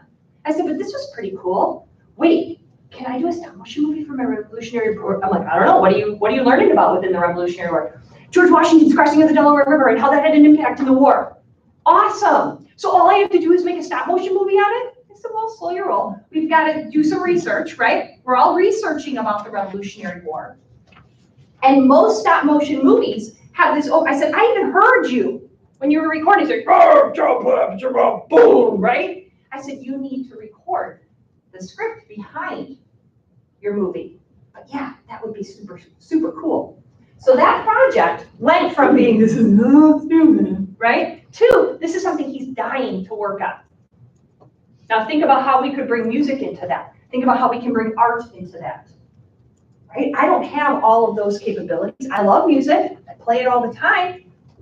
Not musically inclined in any way, shape, or form, except for the fact that I love it. But we could bring music in. He could go and get music from the music teacher and ask about music of that time period. But he has to have that empowerment to be, and the freedom and autonomy and the agency to be able to do so. Anybody else want to share? At the Institute, we talk about empowerment looking like this. The developing of agency and independence, this is on the tables in front of you. Learners becoming a resource. I know that we are bearers of knowledge. We are. We went to school for many years. Some of us have multiple degrees in our field. But believe it or not, our youngest and youngest and youngest of learners are a resource. Cole knows way more about sharks than I do. Sometimes I think he's downright lying to me. That's not even true, kid. It is. Look it up, Mom. And sure enough, like, really? They've got that many rows of teeth? Who knew? I didn't know. Why? I don't care, but he does. Dinosaurs. They know so much about dinosaurs. Where do they learn it? I don't even like the dinosaurs. I can't even pronounce the dinosaurs. But they can, and they know it. And so they have the knowledge. Let them share it. You looking at yourself as a coach and not just a teacher. I wish we change instructional coaching, the name of our instructional coaches in the classrooms all the time. The last 5 years I was in the classroom, the instructional coach went from an instructional coach to a teaching and learning support to a teaching and learning care person. There was like a different name, and the coaches would always laugh because they're like, I don't know, I've got a new name now. I don't even know what I'm called now. But I would like every educator across the district to just be a coach. Why? Because kids look at coaches differently than they look at teachers. And I don't know why, but I see it in my own kids at home.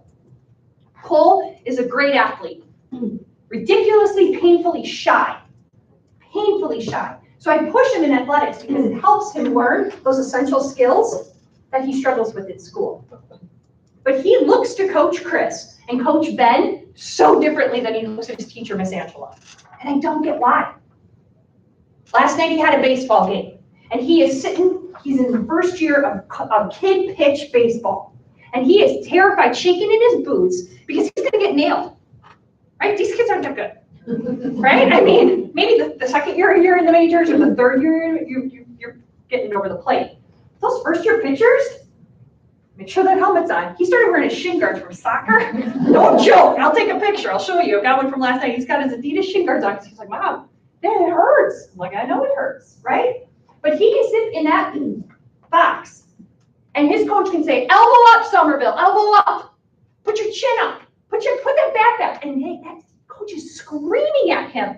And he's doing everything. Immediate, instant feedback, right? Instant feedback. And he's making changes to his stance. He's sticking his butt out. He's bringing his bat up.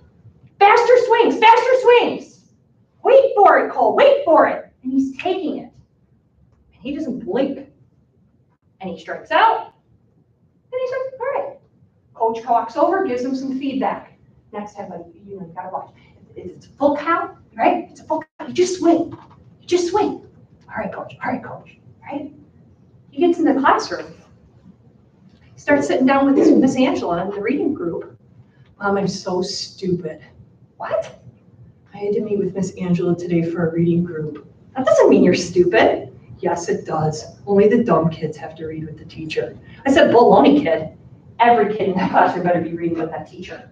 Every kid. Smartest kid, the kid that's working on that is an area for growth. That doesn't mean you're dumb. I said, does it mean you're a horrible baseball player when your coach says elbow up? No.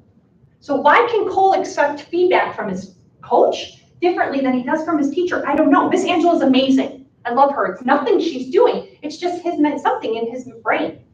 And I don't. What? They're graded in the classroom. Out on the field, you're teaching them to be themselves. And in the classroom, we're trying to teach them to be themselves, but we're also, we've got to get your test grades up because you have a part test coming up, or you have a math test coming up, and we need these scores. So we put so much stress that it causes anxiety in our kids. But on the field, I'm teaching them how to block, I'm teaching them how to run, how to throw. And then when they figure that out, they're having a great time and they're learning at the same time. That's the difference. Yeah.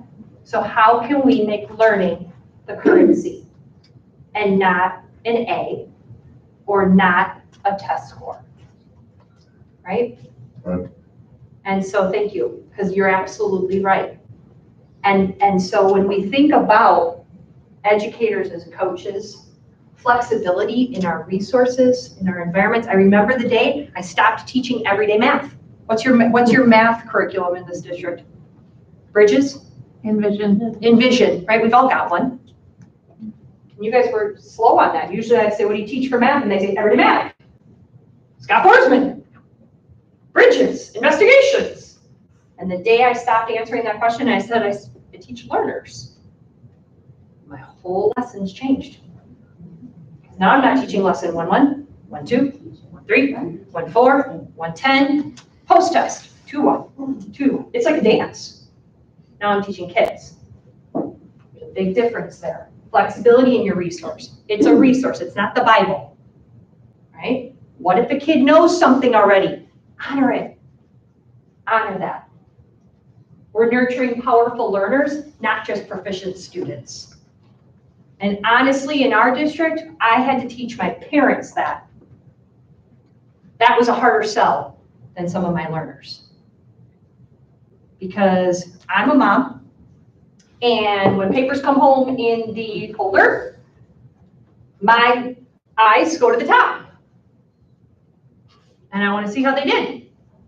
So I teach my students to teach their parents that don't worry about whatever it says in the top, mom. Even if it's a PR mom, it doesn't matter. There's still a ton of feedback throughout this entire paper for me to improve.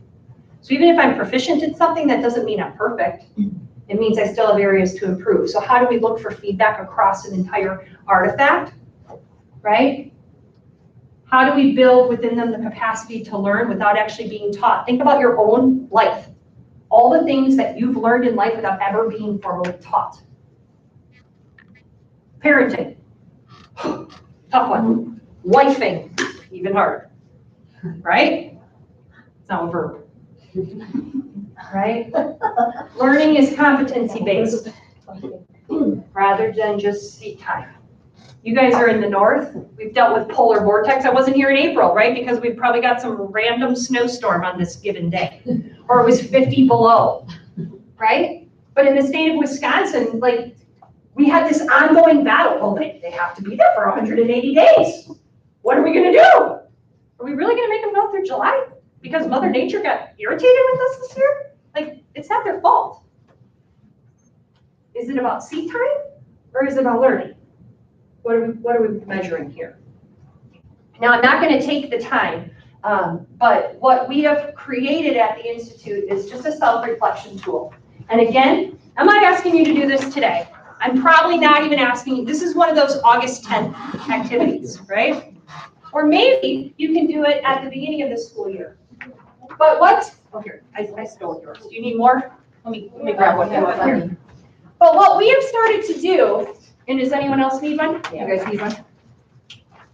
Is we have taken these 5 components, creating a community,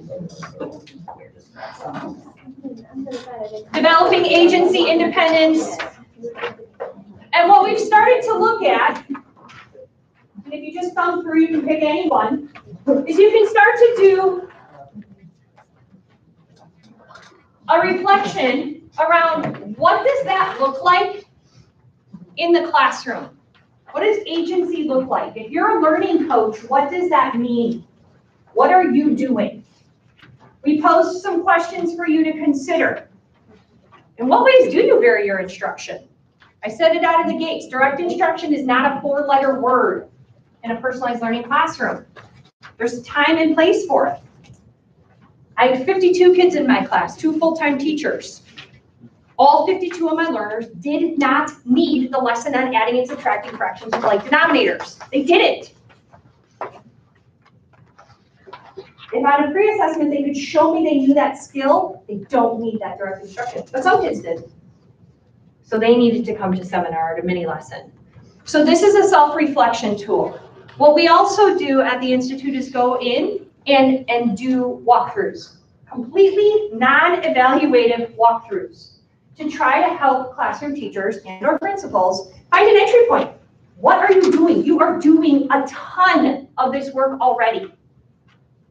And so what we do is we come in and we acknowledge, what are you doing? This is what we're seeing. We are never looking for what you're not doing, ever. I don't want that job, right? There's administrators that do that get paid way more money than me to talk about ways X, Y, or Z.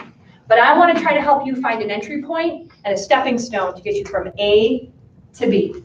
And we do that using our framework, which is the conversation we're going to have. So this is a self-reflection tool for you to utilize, not now, but maybe in August as you're starting to get yourself back into the swing of being in the classroom again. It is found digitally as well on the agenda that I shared with you. So feel free to make a copy of that if you so desire. But I just wanted to point it out to you. All right, now we're going to jump into our framework. How many of you have never seen this before? Probably most of you. Really? Y'all have seen this? Cool. We did a book study. On Tapping the Power of Personalized Learning? Awesome. Did you highlight page 17? Laura, did they highlight it? That, your page? That is your page? That's my quote. I'm just kidding. It is my page though. It is my page, but I'm just kidding. I'm not expecting you to do that. This is our framework, right? And I'm going to be really honest with you. I'm going to buzz through, show it to you up here. The first time I met with Dr. Riccabon and saw this, this honeycomb model, I thought, holy buckets, I have to do all of this? And teach math, and teach science, and teach reading, and tie their shoes, and help them, be better people. I have to do all of this? There's no way I can do all of this. And so what happened is it started to become a checklist for me. Okay, I'm going to create a learner profile template, check done. I'm going to offer choice during Reader's Workshop, check done. And I started literally checking off things. I set goals for my students, check done. And I started checking off all the things I was doing, and I felt really, really great. But yet none of my practices really ever changed. I just saw this as a checklist. And so then what I needed to do is look at the layers a little more deeply to figure it out. So when we think about the core components, really this is that shift from educator-driven to learner-driven because we're asking them to understand themselves. Now I know here at Caledonia you have adopted learner profiles, and we're going to spend more time in about an hour talking about learner profiles. Right? What they are and the true purpose behind them. And I'll use myself as an epic failure for how I screwed that one up, year one. Totally screwed it up. But what we want is our learners to know themselves so that they can have a voice in the pathways that they choose and hopefully get to a point where they can move at a pace that's flexible for them. Not always. I kept fractions within a given unit. We're spending the next 4 weeks on fractions. Everyone's studying fractions. If during some choice time you want to venture outside of that domain, awesome. But I'm pre-assessing on fractions with the understanding that some of my kids' paths might look differently because they have certain skills in place and others don't. So there's freedom within that window. But we work with plenty of schools where proficiency-based progress, flexibility, and pace and content is across the board. I didn't function in that world. In my own classroom, I had fence posts and a lot of freedom within that fence posts. And I got really good at looking at my administrators and asking for forgiveness sometimes, as opposed to permission others. Now, our orange, I call them orange, some people call them goldenrod. Our orange layer is our learning and teaching elements. And when you look at those, I promise you right now, hopefully in your brain, you're saying, I do that. I do that, I do this, and that, and that. And I guarantee you, you do. The hope, though, is that you're taking some of those practices and shifting them over to the learners. That's that shift from the purple to the green. How can we go from engage to empower? I think of personal learning goals. And good old Colin Brusky, write his name down. He is brilliant. He may be president one day. And he's not going to be one that's not going to love me. He is going to love me. He's going to give me a shout out from the, podium. Because I honored within him, he helped me more on my learner-centered journey than any other kid I had. Because he called me out. And I loved it. And I asked my kids to do it all the time in a respectful way. I asked for constructive feedback from my students, and I took it. But one of the things that he pointed out to me was around personal learning goals and the use of pre-assessments. And I'll never forget the day, because we were all taking a pre-assessment. Colin was the kid that took forever and a day to finish. And I have other kids that write IDK at the top and arrow all the way down, right? All right, and I got irritated with that kid, IDK. Like, you don't know anything? You don't know anything about subtracting. I find that so hard to believe. It wasn't one of my finer moments in the classroom, I can admit that. I may have lost my temper slightly. I wasn't vulgar, right? Shocking, I know, but I wasn't. And so I said, what is going on? And finally, Colin came up to me quietly and he said, Somerville, I don't think he understands how you use pre-assessments. And I said, what do you mean? He's like, well, if he's written IDK and a pre-assessment every single time, he doesn't know how you use them. I said, well, Colin, how do you know how I use them? He goes, because I take my time. And because I know that if I take my time and I show you anything, you're gonna honor that, and my path is gonna change because of it. And he's like, but you never taught us that.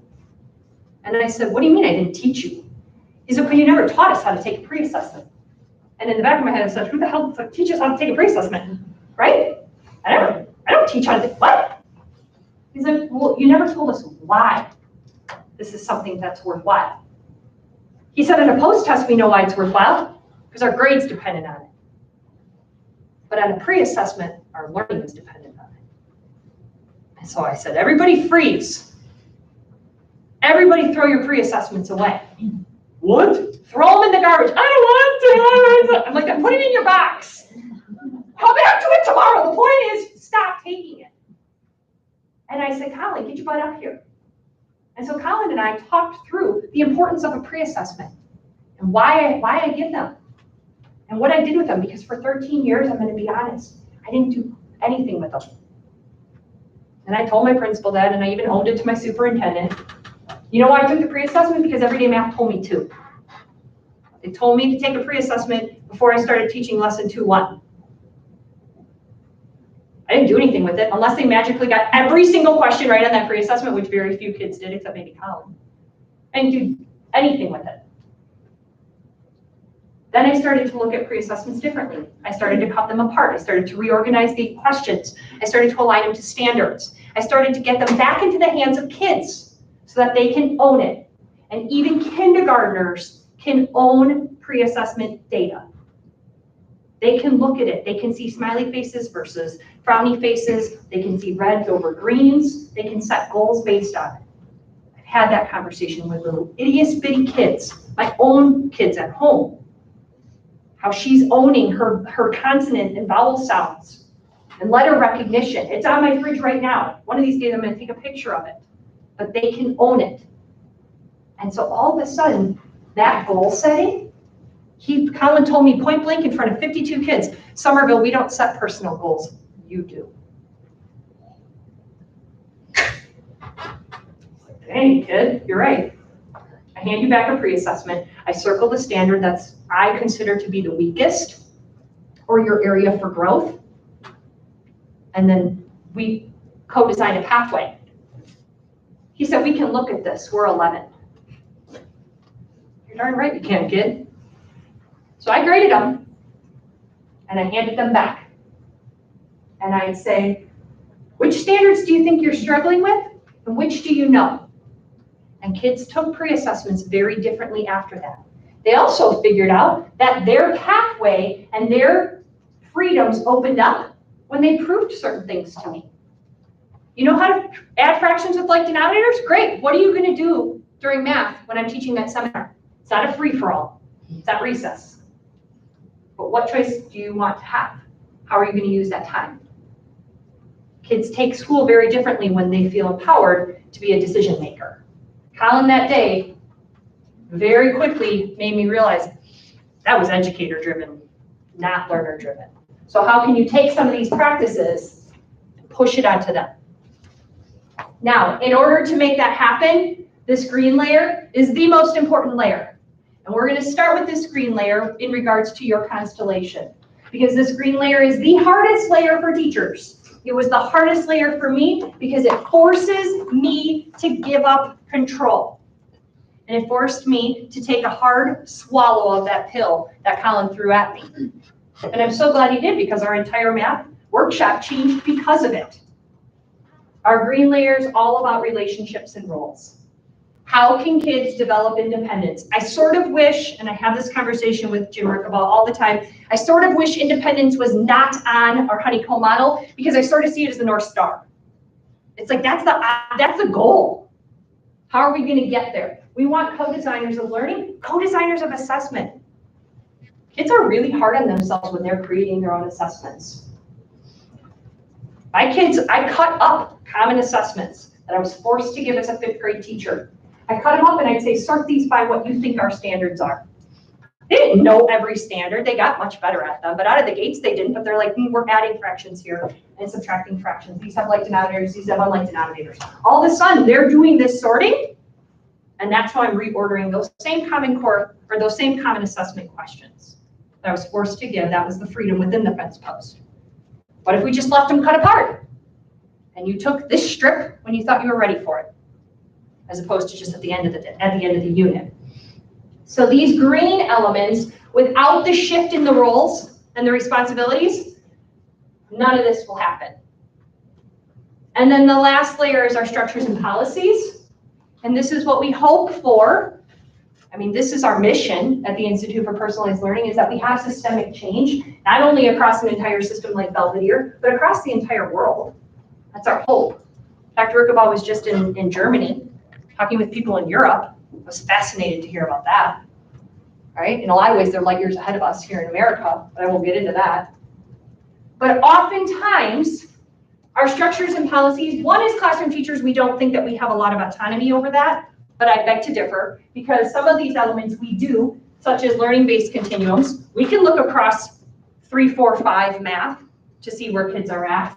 Flexible time and pace, we could offer screencasts to students to be able to do a mini lesson at their own pace, or to be able to do it the night before. Flexible learning environments, we talked about flexible seating. We talked about the use of a hallway being a learning zone, not just in their desk. So there's a lot of these that we do have autonomy over. What I do say though is start in the middle and build out.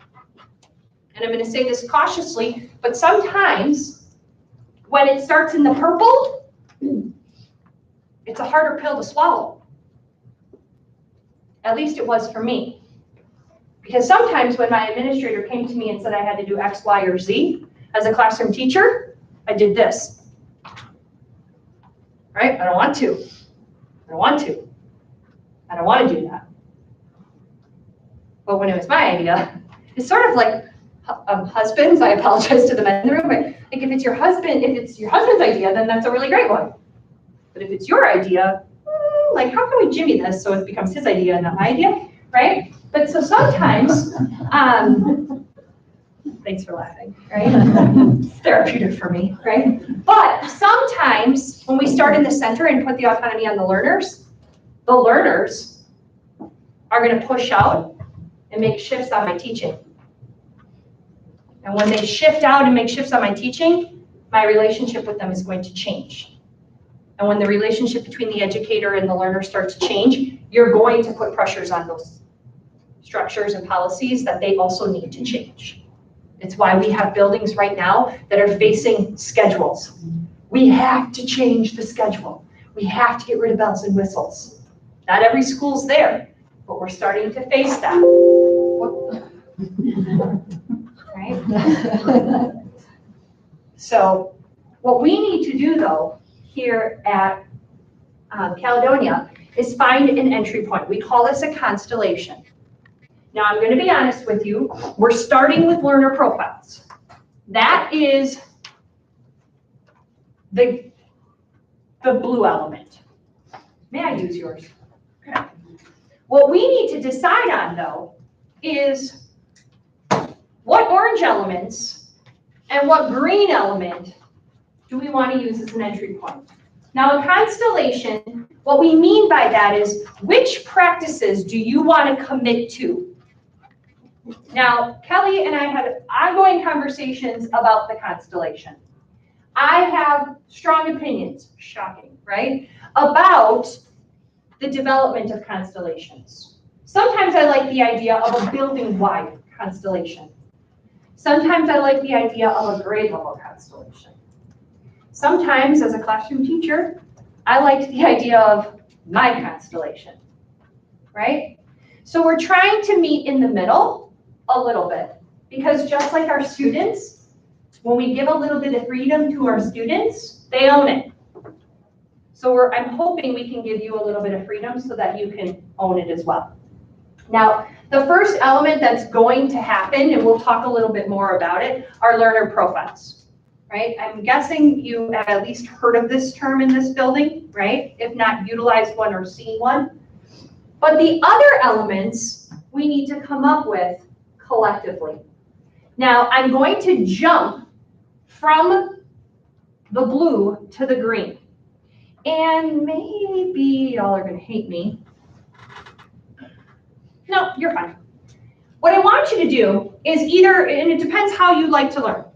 If you can look at that whole honeycomb model, awesome. Otherwise, open up these manipulatives and dig through. They should be very, like, look how nice they look right now. Hopefully they all look like that. They're not gonna look like that in about 5 seconds. But I want you to find these green ones. And I want you to have a conversation at your table around these green ones. Ultimately, when we come up with a constellation, what we're hoping for is one blue, which is learner profiles. If you don't like it, too bad, so sad, right? That's the mint chocolate chip ice cream in my house. We're gonna collectively, as an entire building, come up with the green. I like to think of the green as like, what is our hope and dream for the work? And again, you already heard my opinion around learner independence. I kind of think it should just be up there like this, the golden sun, right?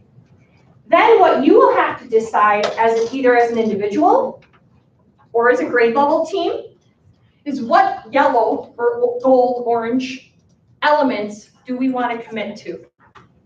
So there's a little bit of learner profile that's coming at you. We're going to collectively agree on a green. And then your orange elements are going to be up to you. So look at the greens, and what I want you to think about is if you were going to pick like your top 3 greens, what would they be and why? And again, you can join another group, you can move groups, but talk amongst yourselves, and then we're going to collectively look at the greens that y'all chose. So now you can chit chat.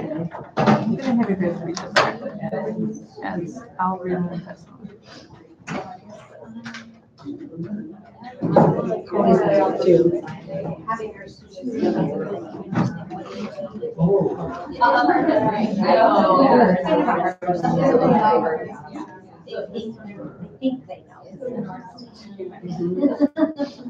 Oh. No.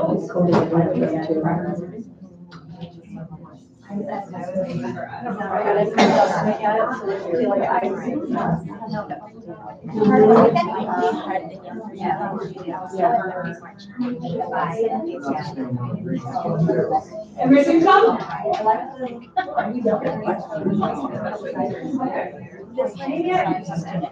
We have to do all this stuff. I'm unmuted my office.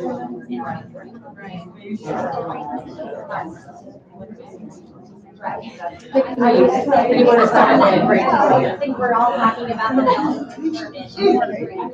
If you flip them over, there are descriptions. I'm sorry, I just stuck a piece of granola bar in my mouth. I'm allowed to eat. There are descriptions on the back.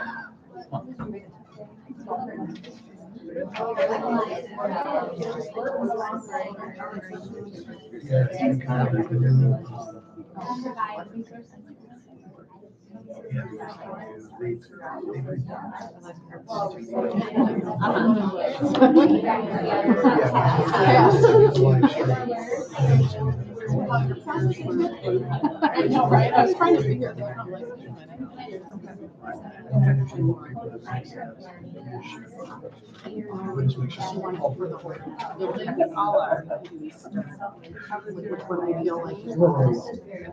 A lot of questions, a lot of content. I had to teach her.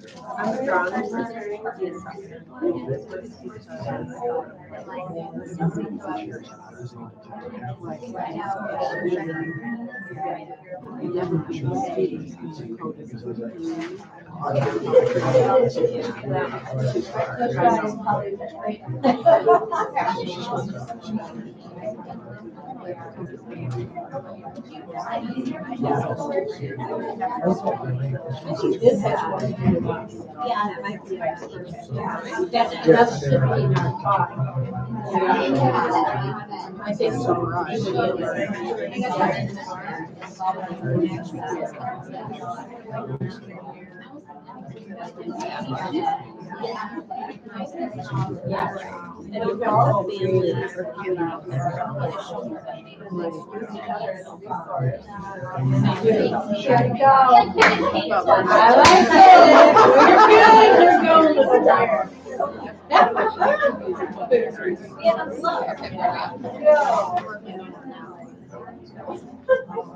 That's okay, that's what I did. Okay. Like the blue marker? That's it. I like this one. They do. Yeah, it's your blue marker. Is it? I can imagine. I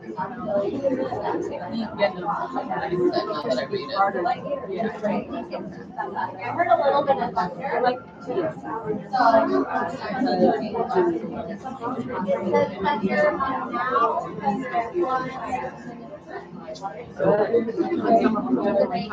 It's raining hard. It's a little bit.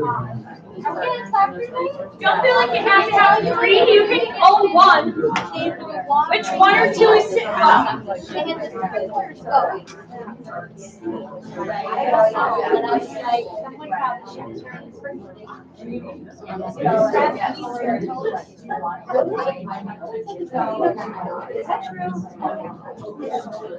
Oh, it's Tuesday. Oh, Yeah. Got it. When she was explaining with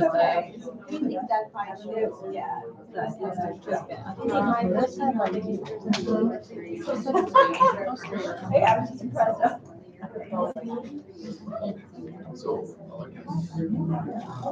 How you doing, Mrs. Crawford?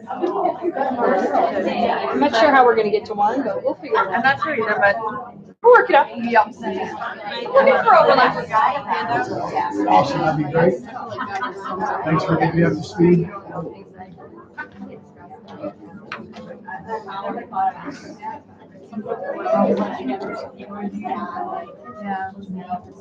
All right. Shut down.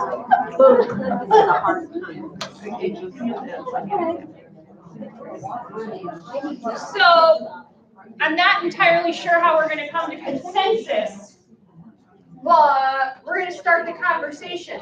I'm just gonna arbitrarily pick one of you and say you're right, the rest of you are wrong. So I'm just kidding. Which, and I like, does anyone have a green marker? You have a really great green. May I use it? It's mine, so I'm gonna use it. What are the green elements that y'all picked? And I am gonna literally ask for every table, so everybody will be forced to speak now. Be prepared. What'd you guys come up with? Which were your, like, which one did you like? It could be one, it could be, don't give me more than three, but. We have 3. All right, Learning coach, learning coach. Keep going, and then learner as a resource, okay? and then co-designers of learning. Wow. Oh. Well, I like that, yes. Was that the 3 we chose? Yes. Oh my God, that's great! Us too. Oh my gosh. I forgot the last one already, co-designers. Of learning or assessment? Learning. 3 Chickens. You didn't want to make it the assessments yet, did you? No. Just co-designers of learning. And I'm already regretting my choice of location. Did y'all play along? Oh my gosh, love that. All right, watch this. All right, so we're gonna go like this. Oh, same. We have the same. What? So we thought they all kind of played off of each other, like, kind of like a domino effect. Oh, so you really liked if this, then you'll get that. We thought, well, we had them in a different order. We Okay, had learning coach, and then co-designer of learning, and then learner as a resource. Yeah. okay. What'd y'all come up with? Don't feel pressure. Well, we had one that was similar, Great. co-designers of learning. Great, Then we also had engaged families okay. and shared commitment to success. All right, so we've got a vote for engaged families. And we have shared commitment to success. Help me out, double T in commitment? 1 T. Double M, 1 T. I always screw that up. But see, I asked because I'm not embarrassed. What do you got for me? We had community connections. Okay, awesome. Back there? School designers of learning coach, and shared commitment to success. Awesome. And my last group. Learners is a resource, shared commitment to success, and engaged families. Did I forget anybody? Okay, so now we need to have a conversation. Because you need to decide as a group, consider this like a Socratic seminar. Have you ever run a Socratic seminar in your classroom? Right? Maybe not, maybe not. But a Socratic seminar is open dialogue around your thoughts, not necessarily why you feel yours is better than the other, but maybe how we can come to consensus around what. And I do sort of need you to talk to one another. So, what do you think?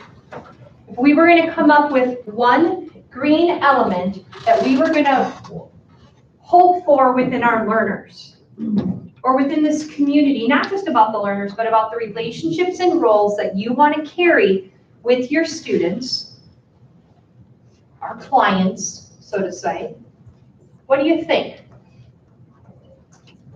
Who wants to open that conversation? Yeah, you don't have to raise your hand, just talk. I think it has to be engaged families. More and more, our families are taking a step back and saying it's the school's job to do this. And that's where we have stopped seeing kids being excited about learning. Because, I mean, face it, we all have kids that have every single thing that we've sent home from the first of the school year in their backpack that's never been touched by a parent. They aren't engaged in what we do. As long as their kids are gone from 7:15 in the morning until 2 something in the afternoon, a lot of our parents are perfectly happy with that. Okay. They're not sure what we're doing. They're really not engaged in what we're doing. And if we ask them to be a part of what we're doing, that's not their job. That's our job. I think when parents become excited about what we're doing again and think that what we're doing is important, that feeds into kids also feeling that what we do is important. Okay. Keep talking. I mean, I'm real good at debate, so I can counter, but I don't want to be the counter. I don't live and breathe this air. I live and breathe air to the north. I look at it a little bit differently as far as engaging families.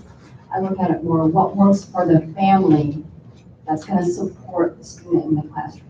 Sometimes when we impose what the families have to do, it's harder. You know, it's harder for them to, you got to do all your sounds, but what can you do to work it into your schedule so it's not extra work and what works for your family?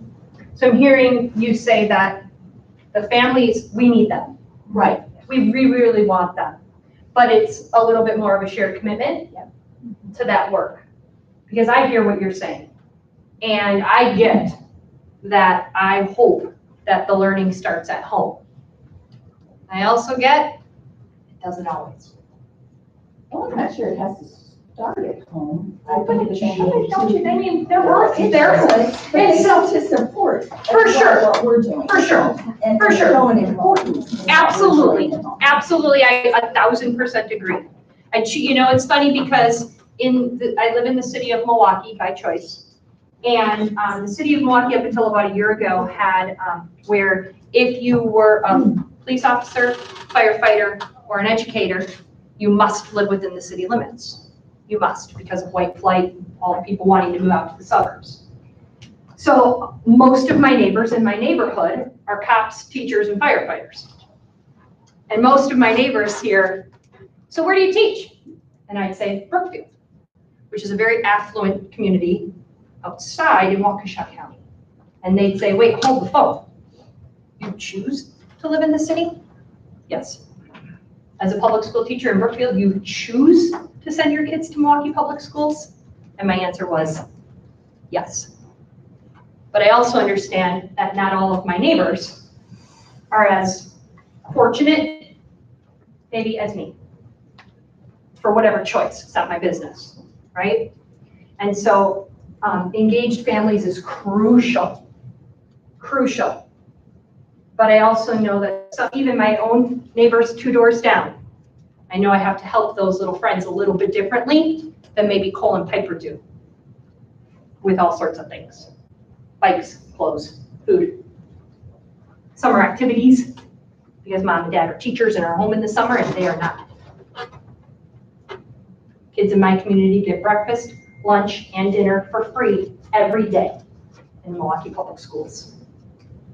It's just not an option for many of our families. So engaged families is crucial because we need that happening at home. What else could we do?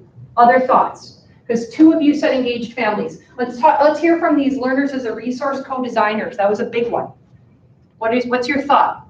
I feel like that when you're talking about the learner within the school, we can control the learner within the school. We can. It's harder to control what's happening outside of our building. We want to, but we don't have 100% control over that. We do have the control within our building. Mm-hmm. So those learners, designing their own learning and using them as their resource, that's something that we can develop. Mm-hmm. And by doing that, what could happen? If we allow our learners to become resources and we allow them to be co-designers, their families can become much more engaged. Why? Because they go home and talk about it. They go home and talk about They're it. gonna say, get that on my backpack. I have to show you. This is Yeah. what happened today. They're gonna come home and talk. It's not a matter of, Mom didn't take it out of my backpack. It's a matter of, you didn't take it out of your backpack, right? Like, and I yell at Cole all the time. I'm like, what is this, kid? Why didn't you show me this? This is amazing, right? And he's like, no, it's not that great. You should see this one, right? Look what I did here, Mom. And he's ripping it out of the backpack. So if we can get them hooked here, can we hook them there? Keep talking, we get 1.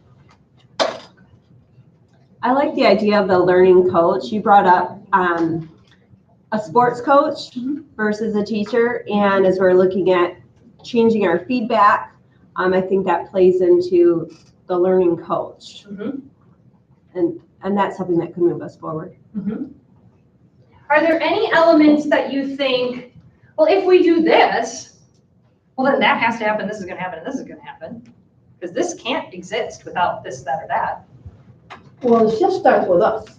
And that's why the shift starts with us being coaches, and instead of thinking of ourselves in the new role in the classroom, that's gonna start here, where we set the pace with that.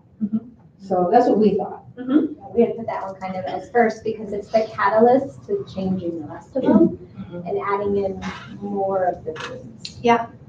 And it's a big jump to go from sort of a instructor to a coach, right? I mean, you kind of shift from maybe instructor to facilitator, and then a facilitator maybe to coach, right? I mean, there's some shifts along the way. Yeah. So helping find that continuum for yourself, because overnight you're not going, like I think about the gentleman in Ferris Bueller's Day Off, right? Like, in what way, right? He would really struggle getting to here. But you, might not be a struggle for you. Why? You do it on the sports field. What could you do in the classroom, right? Might not be as big of a struggle. So what do you think? I have opinions. I really think with our reading series that, units of study we've adopted, that learning coach and the learner as a resource, that's going to be a major component of that, series. So what if I threw at you? What if I threw at you shared commitment to success?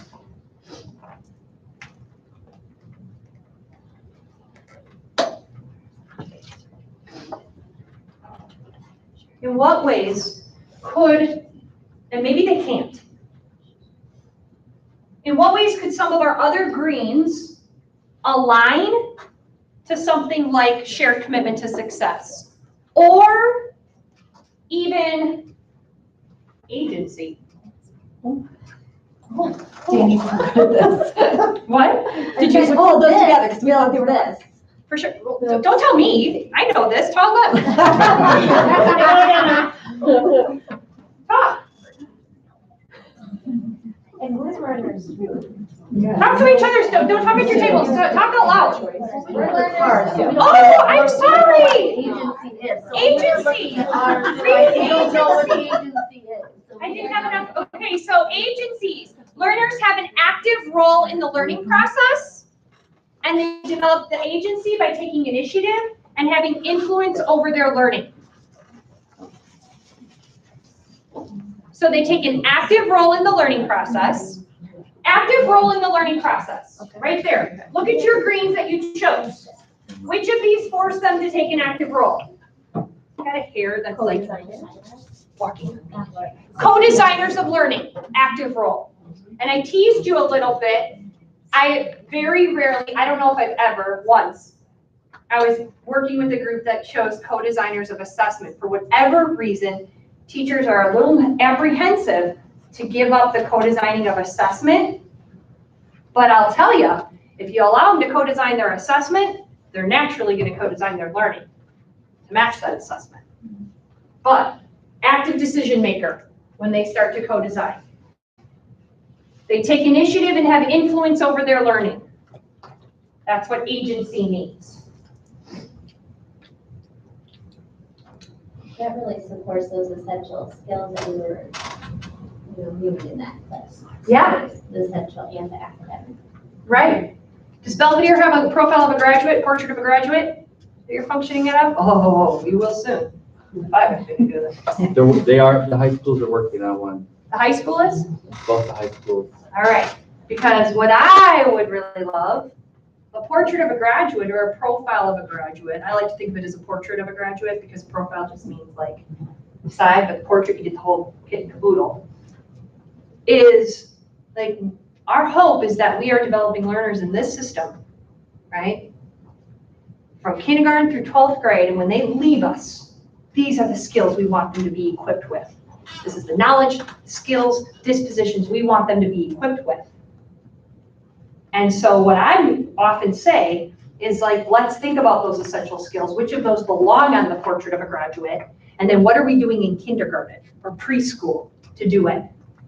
Because I worked in a district for 17 years that had an amazing profile of a graduate, portrait of a graduate, and it was a marketing tool to get families to come to the district. And I said, I need to own it because guess who's developing the graduates? This gal, right? Kindergarten teachers, third grade teachers, fifth grade teachers, eighth grade teachers. So what are we doing to develop critical thinkers in kindergarten, again in third grade, again in 10th grade, 12th grade? Not just my high schoolers, all the way down. What are we doing? Because what happens is our third grade teachers are sometimes doing more in-depth things to develop problem solvers or critical thinkers than our sixth grade teachers. And sixth grade teachers say, what? They do that in third grade? And you say, heck yeah. You should see what they're doing in kindergarten, right?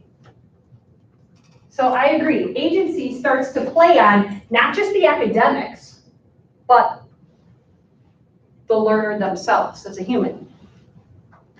Keep talking, we need one. Oh my gosh. This woman is the worst day of summer vacation. What is your name? Holly. Holly. I like you. They don't all like me, Holly. I don't care. You're all right. Thanks. It's all right. I've developed real thick skin. I'm just teasing. I know, great.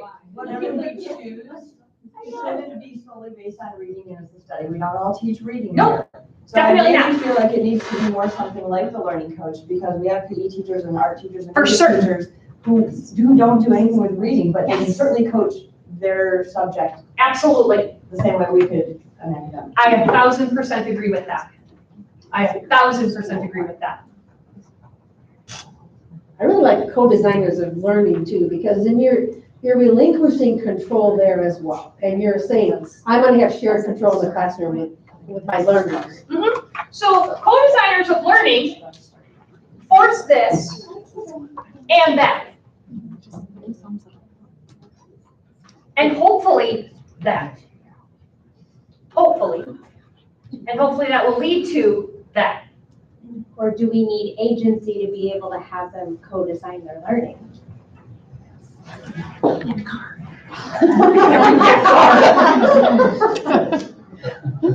They're active decision makers.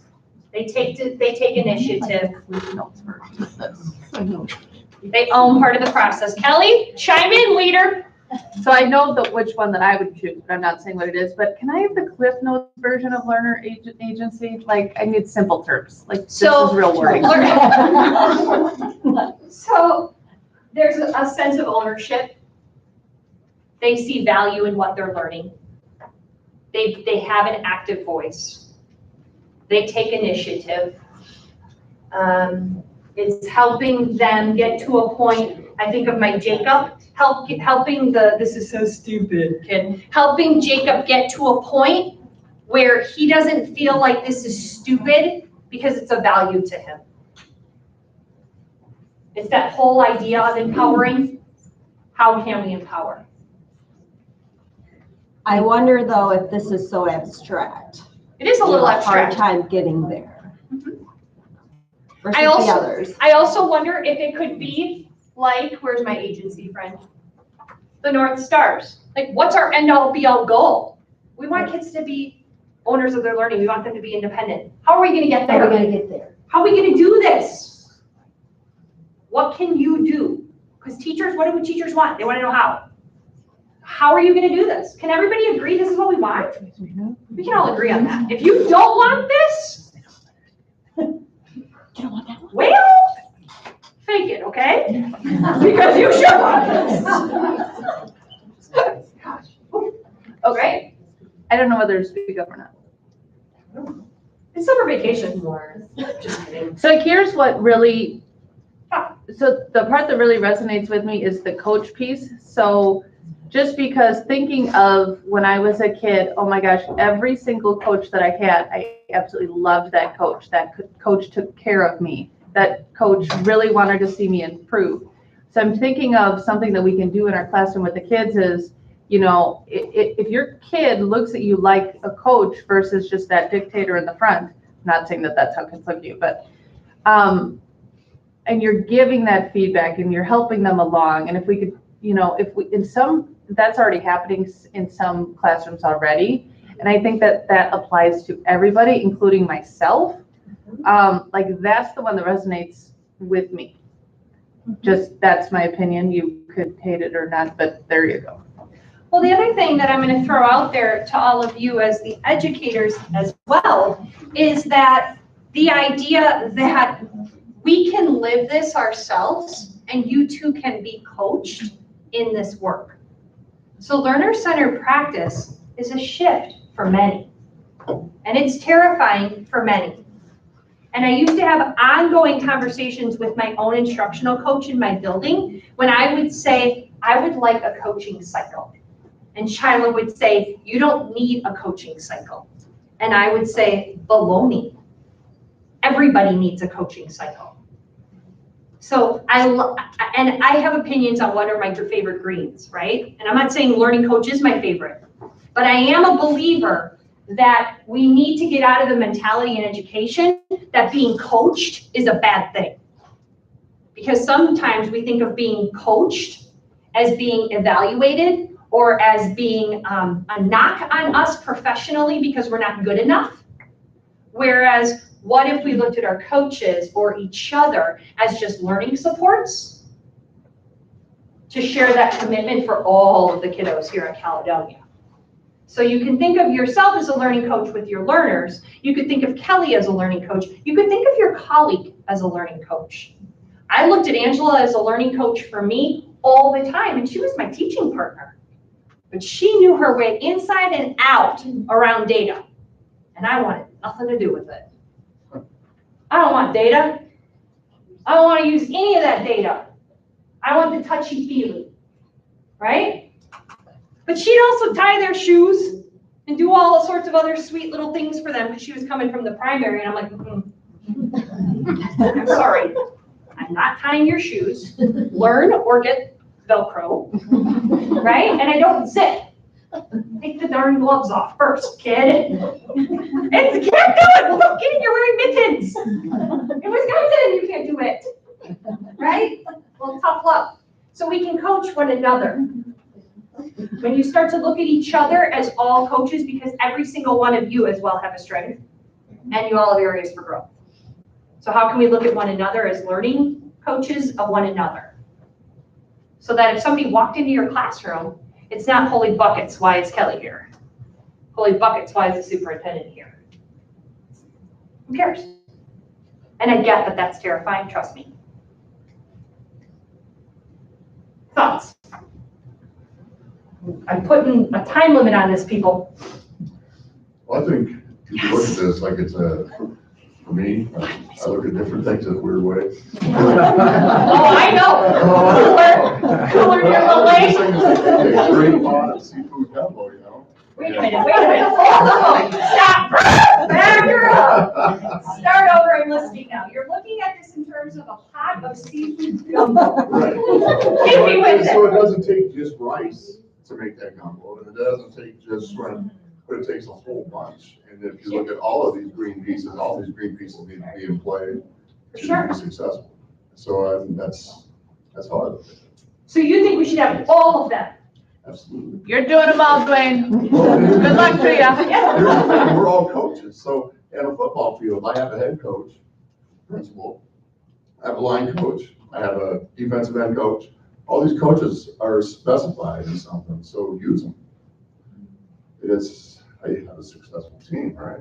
I mean, like Matt, for example, as a basketball coach, you gotta learn the fundamentals. If he has a coach that maybe teaches just nothing but ball handling, and then you have a coach who runs plays, you know, so. Yep. I mean, that's how I look at it. I agree. I think a lot of us, even myself, I mean, other people, do I want help from someone else because they might not think I know what I'm doing? You know what I'm saying? Mm-hmm. But in reality, we all know what we're doing. And I'm gonna tell you right now, if you didn't like being a teacher, I mean, I can make a whole lot more money somewhere else. Of course. And I did. So, I mean, you know, you gotta like what you're doing. For sure. I was telling our table, I know we should all get like jerseys, or like a team, and like Amy Zachary would be like an amazing like dad person, and like we could go to Amy. I know, we could be like the Cubs, we could have our. Wait a minute. I'm sorry. What? Remember your audience. Sweet coffee gal. I know. Right? Sweet coffee gal. The Cheetah. Or the Brewers. But I was thinking that too, like we all have our strengths, and just knowing you can go to that person. Like I knew I could go to Amy to like help me with all my data stuff, and I could go to Marcy for like some engagement ideas, and just like knowing our strengths and. So if we all viewed ourselves as a coach of something, right? Not only for our learners, but for each other. You guys ever heard of pineapple charts? Nope. Pineapple is like, I don't know, the universal symbol for something. I forget what it is. I don't know. That was a good story. That story started out really great in my head, and then it got a little better, a little worse. But anyways, the idea of a pineapple chart in a school is that exactly what you're describing, that we all have strengths and that we open our doors. And so what classrooms and buildings have done is they've created a pineapple chart in this, whatever we call this collaboration room would be a great place for it. And it's literally a place where you can go in and see, hey, we're doing this Muffin Monday, and I took that crazy lady, this idea, and we're throwing it out there, and the kids they found recipes on Pinterest, and they're bringing in their muffins of choice. And if anybody wants to see it, come see it. And they put it up there, and they give a time and a classroom, and then people can go in and just observe and learn from you or give you some feedback. We had a pineapple chart in our building, and for us, for Angela and I, it was I was on an evaluation system that did not align to this. I wanted it to, it didn't, right? But I wanted feedback on this. So I asked colleagues to come in and say, listen, we are really working desperately on implementing choice in our classroom. Can you just come in and give me some feedback on when you talk to my kids? Because I have to teach all day. But I want somebody else to come in and just talk to my kids. And so they would. And then I'd say, put it on a Post-it note and stick it above my door, so my kids at 11 couldn't reach it. And then when they, at the end of the hour, I would go out and grab it and read what they said. But learning from each other is huge, because we all have knowledge. All right. I think we start with learning coach, and then we can work on these others once we feel comfortable. Is anyone opposed horrifically being, Danny said she is. No. I was like, Danny, seriously. You said you're all right? I'm cool. Okay. So now, in regards to if you are a learning coach, and if we're going to talk about learner profiles, what I want you to do is look, and this could be independently or as a grade level team. I don't care. How many do you have on a team? Two? Two. Okay, that's pretty small. I had 6. So it's harder to come to consensus with 6 adults. Which of these orange elements, I don't know what happened to my clicker, could you dabble with? And I'm going to put them up here. If my decks aren't in their entirety, I apologize, but you do have all of them. If you're not sure of something, please let me know.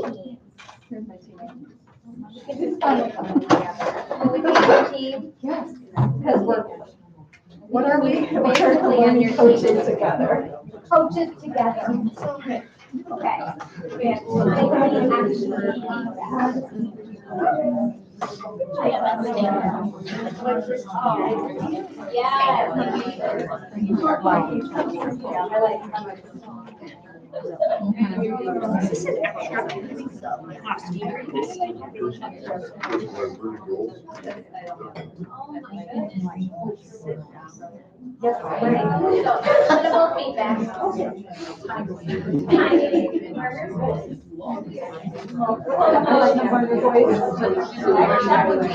Learners have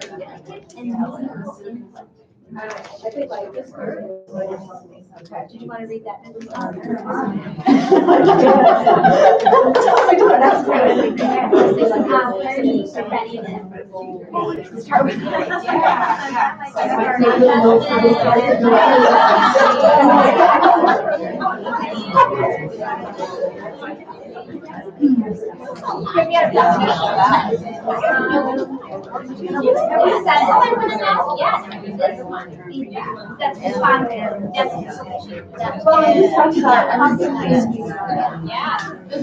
Let's see, what would you like the definition? Feedback is frequent and provided by peers, self-reflection, and use to begin next steps as far as just so you know, I had a little lull, I'm gonna pause you. What I would like you to do, if you don't have a blank one of these, not a blank one, but a clean one, let me know. But what I'd like you to do is start to highlight what is your constellation going to be. We're all committing to learner profiles, which we'll talk about in a few minutes. We sort of agreed on learning coach. And then as you start to think about those orange elements, think in terms of 1 or 2 that you can commit to. And it could be something that you do really well, that you want to improve on. It could be something that you're terrified of, and that you're going to utilize peers to help you with. And if you're not sure what something is, like curiosity-driven learning, holler. And I hope. You're gonna be, I am though. It's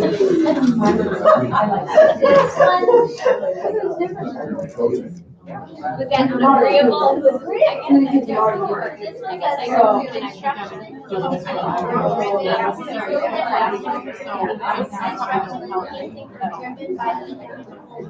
yes. And I want to have really capacity.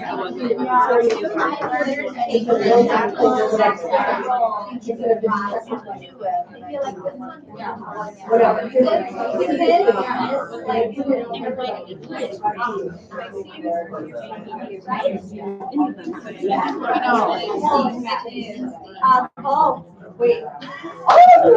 Y'all gonna need all the yellows.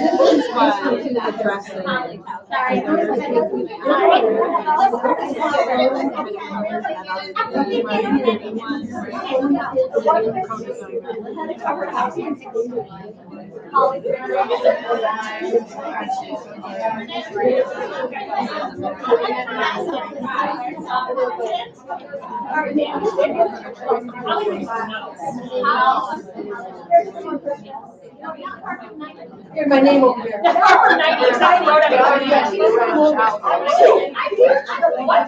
You need to come over, yeah. She's got one thing or one today. Yeah. I almost want to pick some notes. You know what I mean? Here's my math degree, and it's how am I gonna show it? I know I heard about them, and that's what I'm oh, we committed. I think we have. Dang.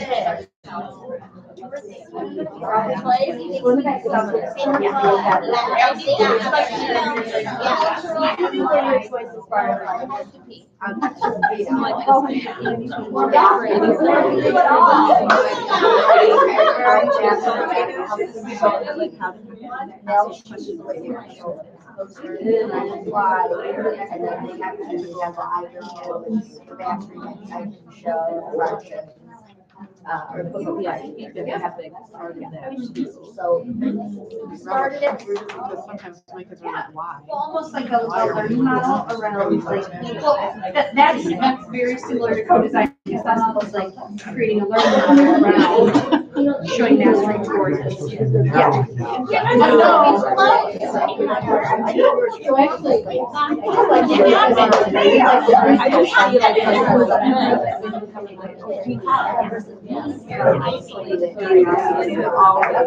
And even how fun. That stems back to the choice of boys. Because once we know the choice of what they're wanting, as a coach, then you start taking in some of these other things to help them get there. So, they have this voice, well, I'm interested in this, that starts driving into that, and then once you know what they're driving, that's when you start giving them the feedback. You know, you kids that are showing you that they know the skill and could do a student they become the coach that's teaching X, Y, or Z. So. You want to stay based, you still voice and choice. Because it's still about the work. I mean, that's what I said. For me, I'm just thinking that what they're wanting, yes, we have our standards. We want the standards free of those kids to be able to do. And the curiosity piece of it, to me, like when we're looking at our little kids, they're going to have a harder time with what they want. Right. Oh, it will. This would be early on. Right. Well, that's what it's true. So, choose. As you are committing, I remember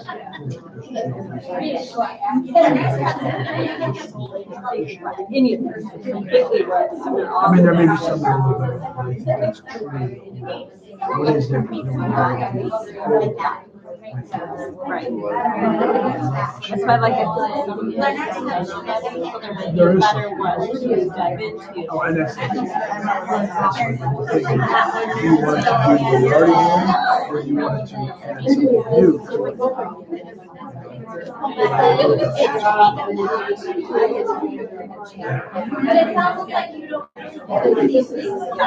Devil's be prepared on that one. Well,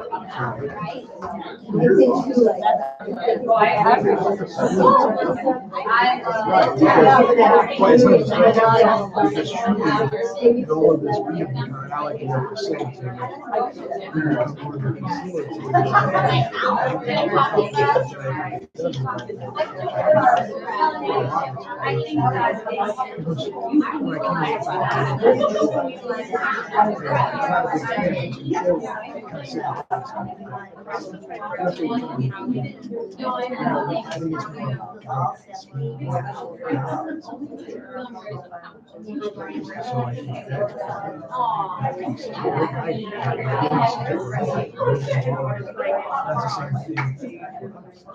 Big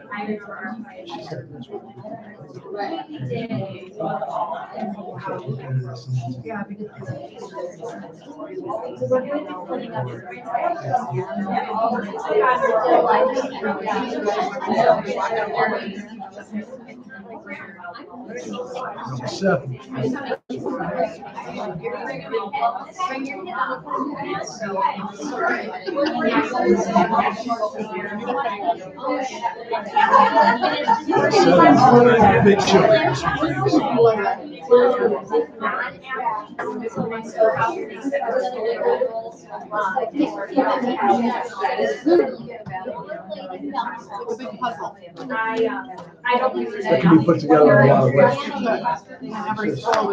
Exactly. Some of them are, necessary,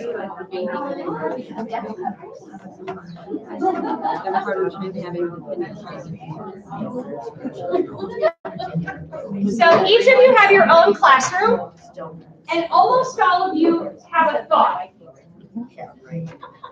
But one thing I want you to consider is, we call these constellations. And, if we look up at the sky at night, and I'm sure here, much more so than in my neck of the woods, if you look up at the sky in Caledonia, Illinois, at 10 o'clock tonight, if it's clear, right, you're going to see a sea of stars. And if you know anything about stars or constellations, they all have a storyline behind them. I don't know them all. I once looked up Taurus because that's my sign, zodiac sign. Kind of a bizarre story, I won't get into it, right? But every constellation has a story. So thinking of your constellation, whatever it might be, like I think in terms of my own constellation in the classroom, when I was in the classroom. Is it Dwayne? Dwayne asked me, what do you like? What would be your constellation? I love, hold on, my music's still. I get distracted by that flashing. I love the idea of a learner profile and a learner truly understanding who they are, right? And I love the idea of a shared commitment to success between myself and my learners and my families and my communities and the whole school. And how am I going to get there? I love the idea of utilizing multiple instructional methods and modes to get there. Because I know I have a lifeline for how I got to where I am today, and I didn't get to this job at the age of 43 because I liked school. I got to this place because I hated it. Hated school. So much that I wanted to spend the rest of my life in one. Right? And so I love the idea of multiple instructional methods and modes because I know at my little K-8 parochial school, those instructional methods and modes didn't work for this gal. And I also love the idea of curiosity-driven learning because every kid is born curious and every human wonders. Every time. And we often squelch that out of our kids way too fast. Or we let it linger for a while in kindergarten and first grade, but by third grade, no way, we got a standardized test to complete, and by 12th grade, forget it. When in actuality, our 10th and 11th graders, they better be curious, they're going out into the world. What the hell are they doing with themselves, right? So people ask me my favorites, those are some of my favorites. But as you look at your constellation, think in terms of your story. What is your storyline that's going to allow you to bring these elements to life? Some of you talked about the idea of conferring and conferencing. You're implementing Readers Writers Workshop. It might be something that you've been dabbling with this year, but it's something you want to get better at, right? Or giving timely, actionable feedback because you only see kids for 30 minutes twice a week. And how can you utilize that 30 minutes effectively so that you're getting to every single learner, every opportunity you have? So think in terms of your commitment to these elements. Now, in a perfect world, we'd have this grand opportunity right now to start to action plan around bringing those elements to life. Sadly, we don't. I'd love to come back another time and do that. But what we are going to spend some time around is the element dead center, which is the learner profile. Because that's one that we're all going to commit to as a building. So I'd love to spend some time doing that, but I want you to be able to get up and stretch and move.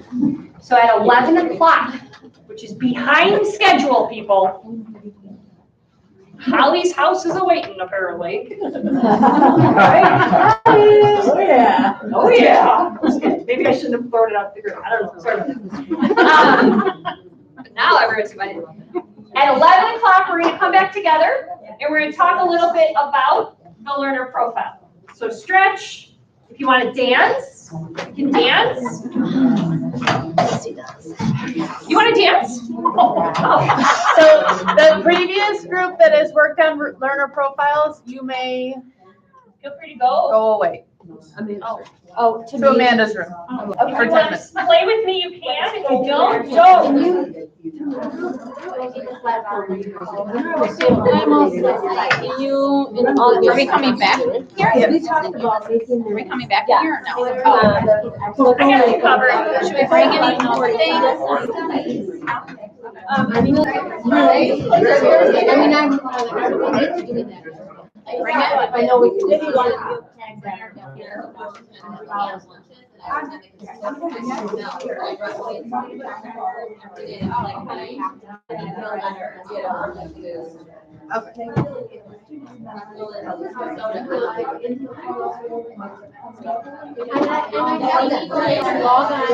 They need to know that, oh, I need the list, so that I can just. Yeah.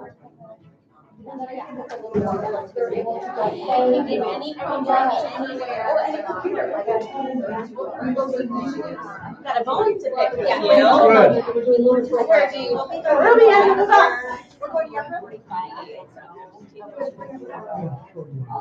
I made a very wise suggestion, because you were already doing some of it. No, I know. I talked to Alan, I ran into him this week. I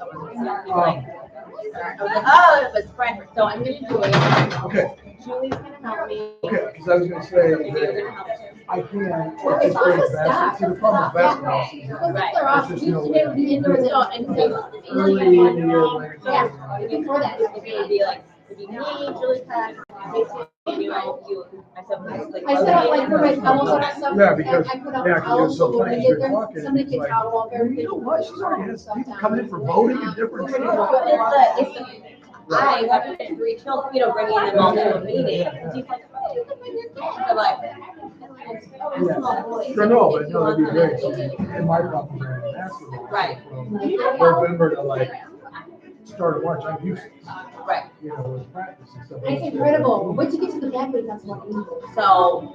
It's incredible. So I said, to set up my schedule once we got the meeting. Well, Alright. I just don't, I feel bad that like if people just get frustrated. I just don't want to be wrong. Like, you know. Just gotta move up the salary. I was just talking about salary. Yeah, it just came out. What do you mean I don't seem to mind that? Alan, I don't like self. What's going on? Alan goes, well, if you always call it. No, Well, things are something we don't have I like self-reading. Well, it's not about like, You know. this is about what we're doing. I know. This is one lead on. He and his wife, he's the millennial that she's talking about. Also, like, people's friends out of California, other, politics friends, yeah. Interesting. Yeah, like, honestly, the ones that I lived in the last 3 years have been newer teachers. Not a lot of that. Everyone's like, this is just how it is. When you see stuff that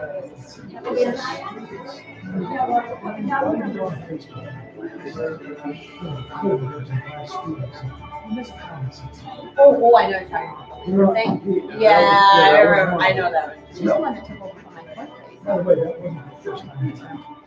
She was saying she was a doctor. And moved her school And to like, and then clear it up. because she was, no, the first time was like a runner. I feel like they moved her schools, right? She started running, so they got ready. And then she had another, looked like great on paper, right? But I guess it doesn't have to be a great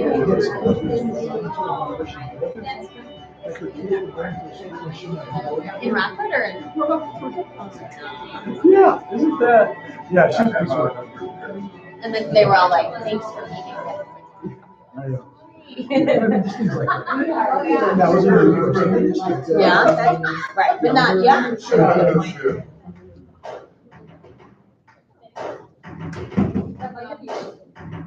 Your room's empty out.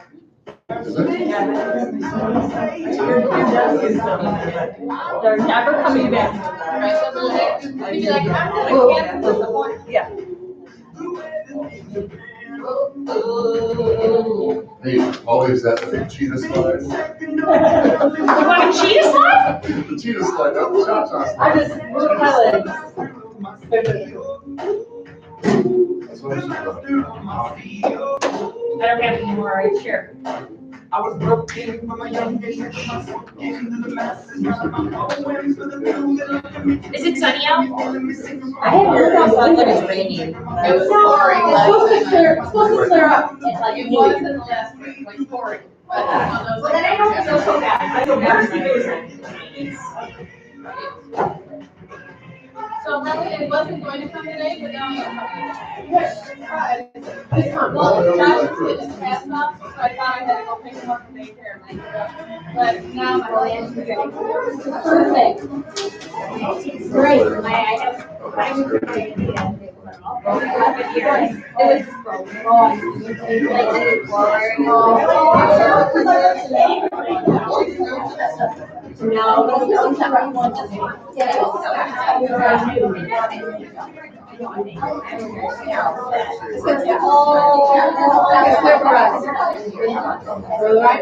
I got the towels all in out, the cushions inside the garage, like everything ready to go. And if it's raining, so will be inside.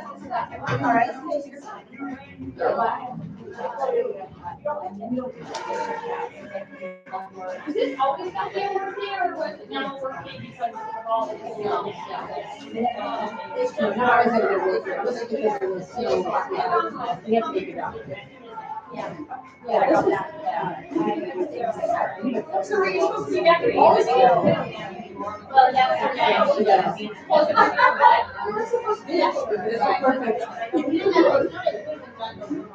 I can believe it too, your school here and that's early.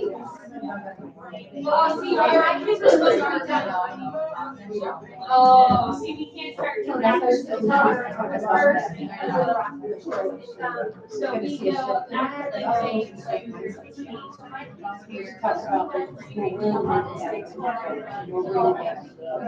You know, that's.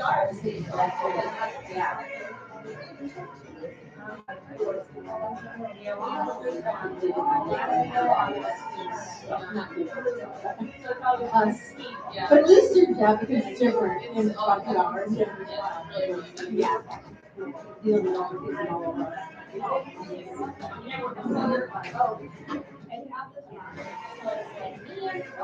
But it's all right. All right, people, it's 11, come back now. All right. Everybody's set up these little always want to see this. So they can do the next thing. They're done with their class. Then they put them right in. So there's gonna be art section. Keep going.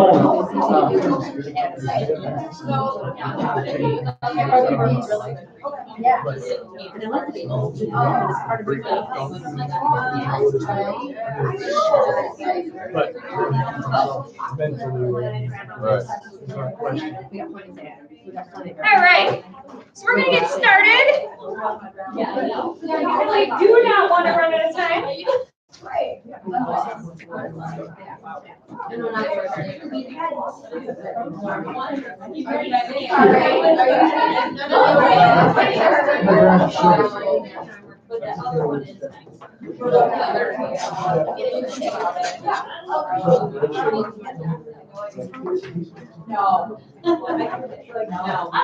so we're going to start our last hour together, and I would like to talk for about 20 minutes of that time, and then I'm going to ask you to get into two different teams, a primary team and an upper L team, to sort of hash out learner profiles a little bit. But before you do that, I want to give you a little bit of background on this specific element that is going to be carried across the entire school. So on your tables, you guys should have some Post-it notes and a pencil, or hopefully you have a pen. If you need one, use a marker, or I have a pen in my bag I can share with you. But I want you to think for a minute of one learner from your class this past year. The good, the bad, and the ugly. I don't care. Think of one kid from your class this past year. Don't say their name, because your peers know them. Might even be someone's kid. So here, try to, I'm just kidding. I mean, it's very realistic, but. All right, so everyone has that kid in their mind. So I am going to start a timer. And for 2 minutes, I want you to write down everything you know about this kid. But I want you to do it on some Post-it notes. And I want you to use the Post-it notes. So like, put one idea per Post-it note, because we're going to do some sorting. If you run out of Post-it notes, I guess maybe rip them in half, because I don't have any more. But I want you to think of a kid, 2 minutes, anything you know about this learner. Any issue with the direction? We're good to go with that? All right, so I'm going to start a timer. You can begin.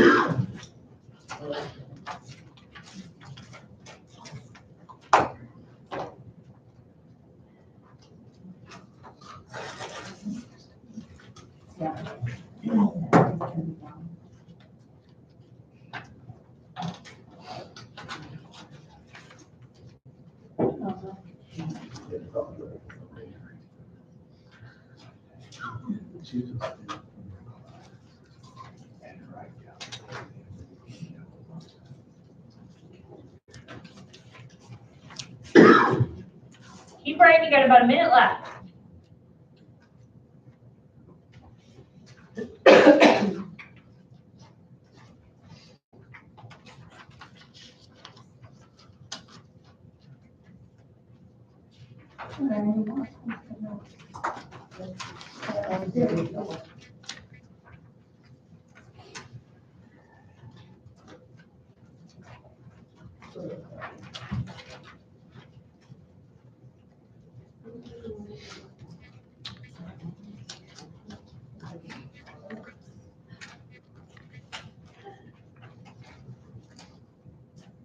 30 seconds.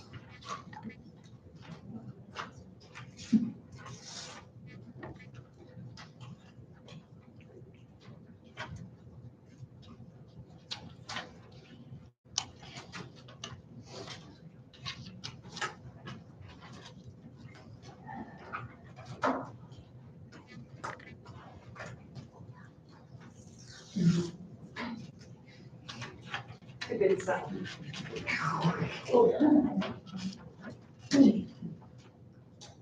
All right. And you can't hear it, but it is officially over, so I'm going to stop you. Now, I want you to just leave those Post-it notes for a minute. The good, the bad, and the ugly on those Post-it notes. And if you only wrote good, that's great. I didn't ask you to. I just said anything you know about that kid. We won't share those. Those are for you. We're going to sort them in a little bit, so just keep them tight. But chances are, when I thought about this from, like, I guess what somebody could say about me, right? This is what sort of came about with me. So I'm an educator. I'm a doer. I'm a wife, I'm a mom, I'm a friend. Professionally, I'm a professional development specialist. I hate that title. I wish it just said learning coach. I'm a free spirit. I'm a sister. I'm a runner, avid runner, love it. It has saved my life. I'm a daughter. I'm a leader. Right? I could go into a little more depth. I'm the youngest of 5 kids. I've got a dog named Lucky. He's awesome. I've got 2 amazing kids named Cole and Piper. They are 8 and 5. They're super cool because I never thought I'd be a mom. Never really even wanted to be a mom. Right?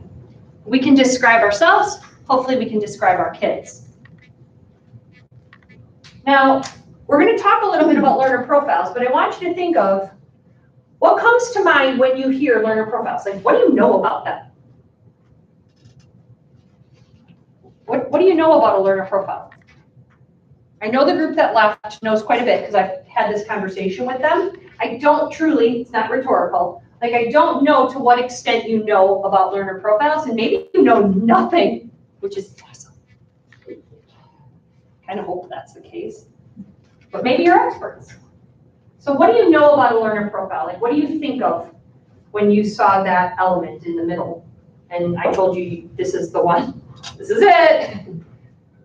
It's a space where kids can describe themselves. It sometimes has to do with technology and sometimes it's not technologically based. Okay. And they can add to it and throughout like a school year to show their learning, what they've learned about what they're like as a learner as they discover different parts of it. Love it. Who can build off that? Strengths and weaknesses. Identify strengths, weaknesses that they have. A place to showcase their work. Showcase work. Showcase their learning. Yeah. Things that they enjoy doing. Things they enjoy doing. It follows them. Grows with them. It follows them. Yes, yes, yes, yes, yes. The baggage that they have as far as what influences how they learn. Mm-hmm. The baggage that they have. Some of those bags are super heavy. Super duper heavy, aren't they? Makes you sad.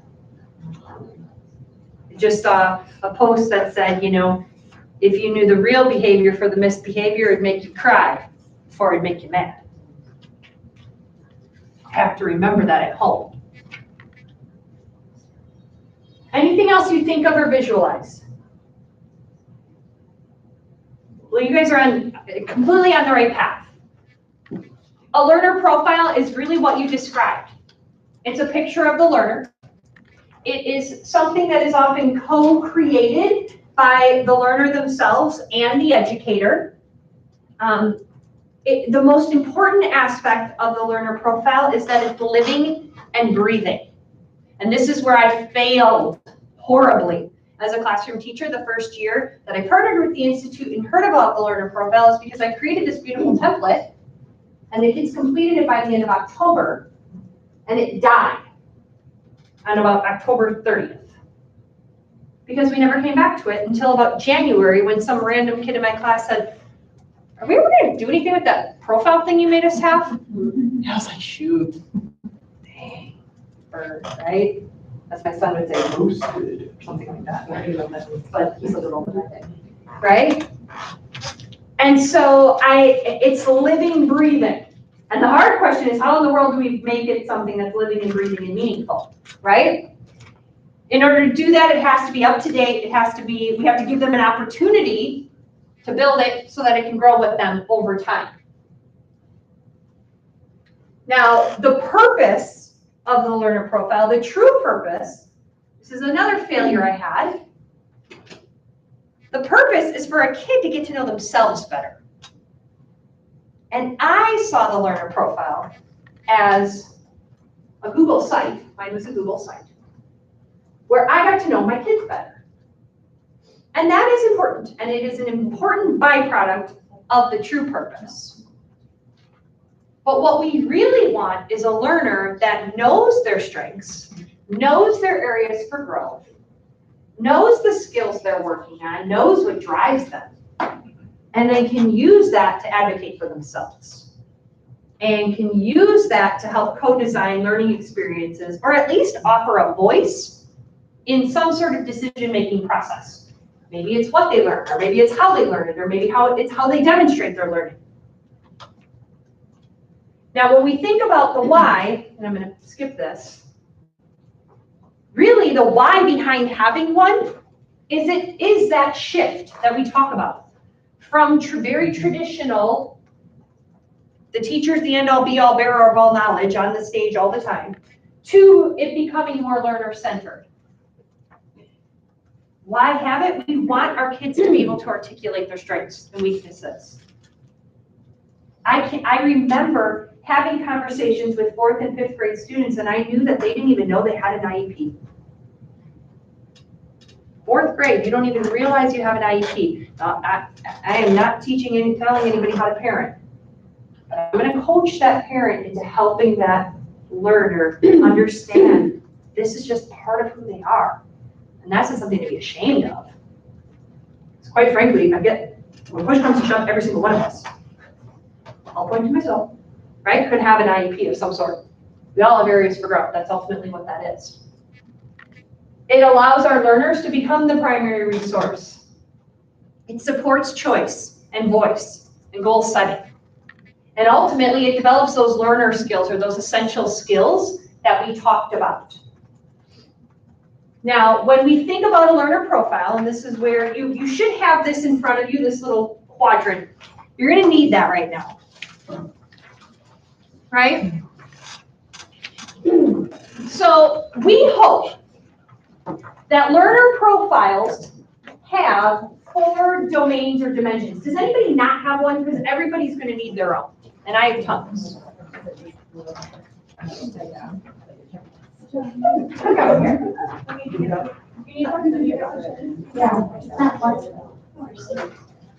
No, it's not blank. Yours has, here. Does that make you feel better? There you go. All right. So we hope that learner profiles carry 4 dimensions.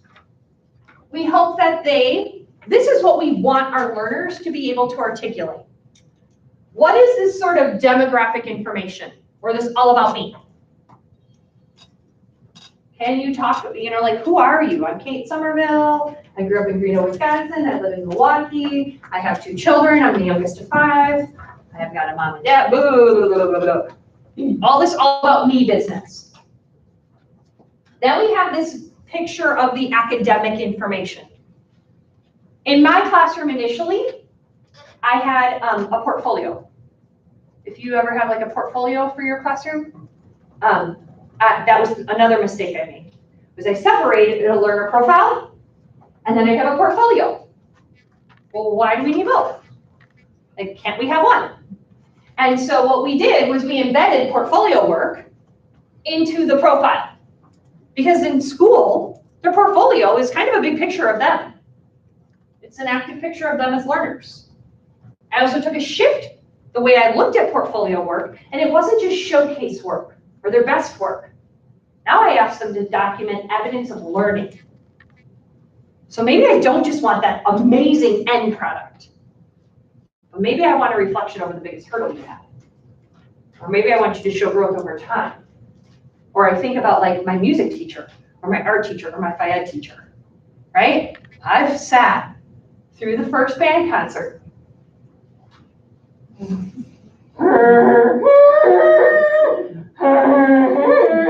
It's like, great job, everybody, right? We are cheering, but it's no disrespect, right? But it's, I teach recorders. yeah, yes, right? I was going there next. So like every parent's biggest nightmare is the second grade recorder coming home, right? But how can we show evidence of growth over time? Because I am wowed by the second concert. The second band concert's pretty great. That's actually pretty phenomenal. I think about my Phi Ed teacher, right? And I'll only use me. I didn't become an avid runner until about 3 years ago. And I track every run I do. I run 6 days a week, and I track my distance and my pace every time I run for the last 3 years. And I don't give a rip about my pace, but it naturally got faster. And I have it in calendars, and my kids make fun of me because I write it on a calendar, and the biggest reason I put it on a calendar is so I want to see the big X on this day that I don't run. So I want it visual. If I got an X yesterday, I certainly don't want an X today. But to see the growth I've made from the first time, when I was running almost an 11-minute mile, to now running almost an 8-minute mile, or a 7:45 mile, that's huge growth for me. And I'm proud of that. And so that's what I'm tracking in this active picture. And I come back to it every time I move, every time I run. So how can it be living and breathing? This green section talks about this learning capacity. What are my skills? What are my habits? What are my strengths? These are non-academic areas. What dispositions do I carry? I'm a pretty good communicator. I'm also extremely opinionated. I often talk too much, right? It's okay. I'm over it. I'm working on it, right? What are some goals I can set for myself here? And how can I utilize those in my classroom? Right?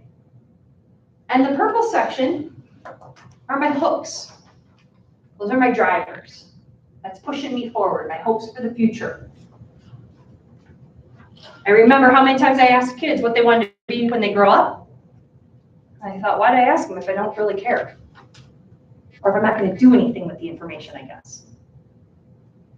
But how can we take some of their hopes and their aspirations, and how can we use that to kind of push them or help them find relevance? So I want you to look at the Post-it notes that you generated about 5 minutes ago. And I want you to place them approximately where you think they fit on these dimensions. And I understand that sometimes it's not always easy, so just take your best guess, right?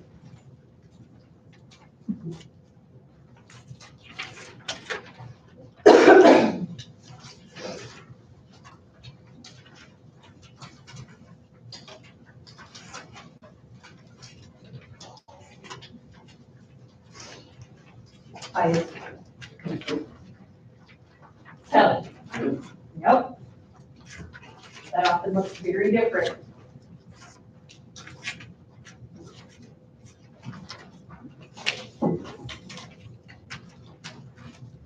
Now, if I would have given you these quadrants, or if I gave you another 2 minutes right now, I guarantee you, if you have an area that has nothing in it, right, you might be able to come up with something.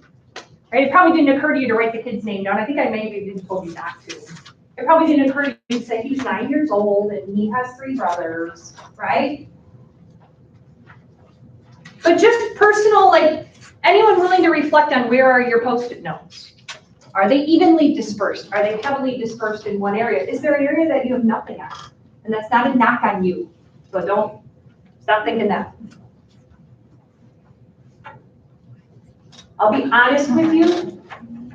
There are many quadrants with very little in the blue. And in my, like this young lady's got nothing on blue. And oftentimes that's the heaviest. Like that's where we know the most. Blue and orange. And I'm seeing a lot of greens and purples out there.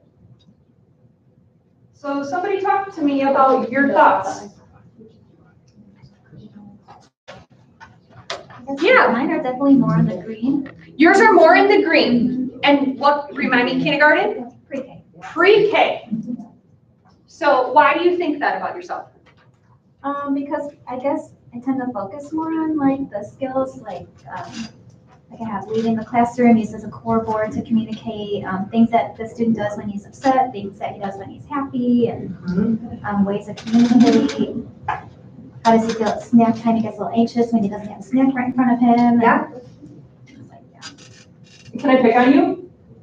What's your name? Matt. Can I hold it up? Yes. So Matt's the FIAD teacher, is that right? Matt says he's got a brother and a sister, and he's got like a ton of all this. Green.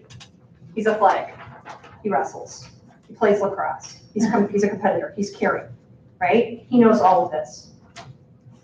Not so much in the academic, maybe not so much here, right? But he has all of this information. Now, it's extremely important for us to know this, but what I need us to shift towards is, can our kids articulate this about themselves? Because this is a lot for you to carry when you've got 25 or 30 kids and to keep track of, right? And it's even harder than when you're trying to do this and make things super fun and engaging for all of them based on all of that. Because as much as you've got the competitors in the classroom or these outgoing leaders in the classroom, you've got the shy, ridiculous kids who don't want to say anything or do anything as well. And so how do we make that shift? And so part of this work is understanding, do our kids have the agency to be able to articulate these things about themselves? Because that's the true work of a learner profile. Now, most often it is a template or it is a place where we house this stuff. Your group that I met with earlier in the year, they made a Google slide site that can grow with learners from like 2nd grade through 5th grade, which is amazing. It's amazing. Probably not going to work in the kindergarten world, right? I'm also a big believer that it doesn't necessarily have to be a thing. I actually had a boy that challenged me and said, I don't want to fill out your Google site, lady. And I said, you don't have to, but can you articulate all of these things about yourself? Because that's the work that I need to do. I want them to know this. This part's easy. It's these other areas that get more challenging because too often we own the academic progress monitoring. And we don't help them identify what are their strengths and areas for growth, those essential skills, and we don't spend enough time figuring out which ways that we can motivate them. So I want to spend a little bit more time digging into each of these quadrants and have a little conversation around like, what could you do to help kids? Because if you ask a kid, like, how do you learn best? What are they going to say to you? I don't know. Right? I was talking to, remind me, Sherry. And I said, kids learn how to play school real fast. There's actually an article out there called The Game of School versus the Game of Life. #1 game rule, like game of school, you keep the grown-ups at school happy, grown-ups at home are happy. Right? Kids learn that real fast.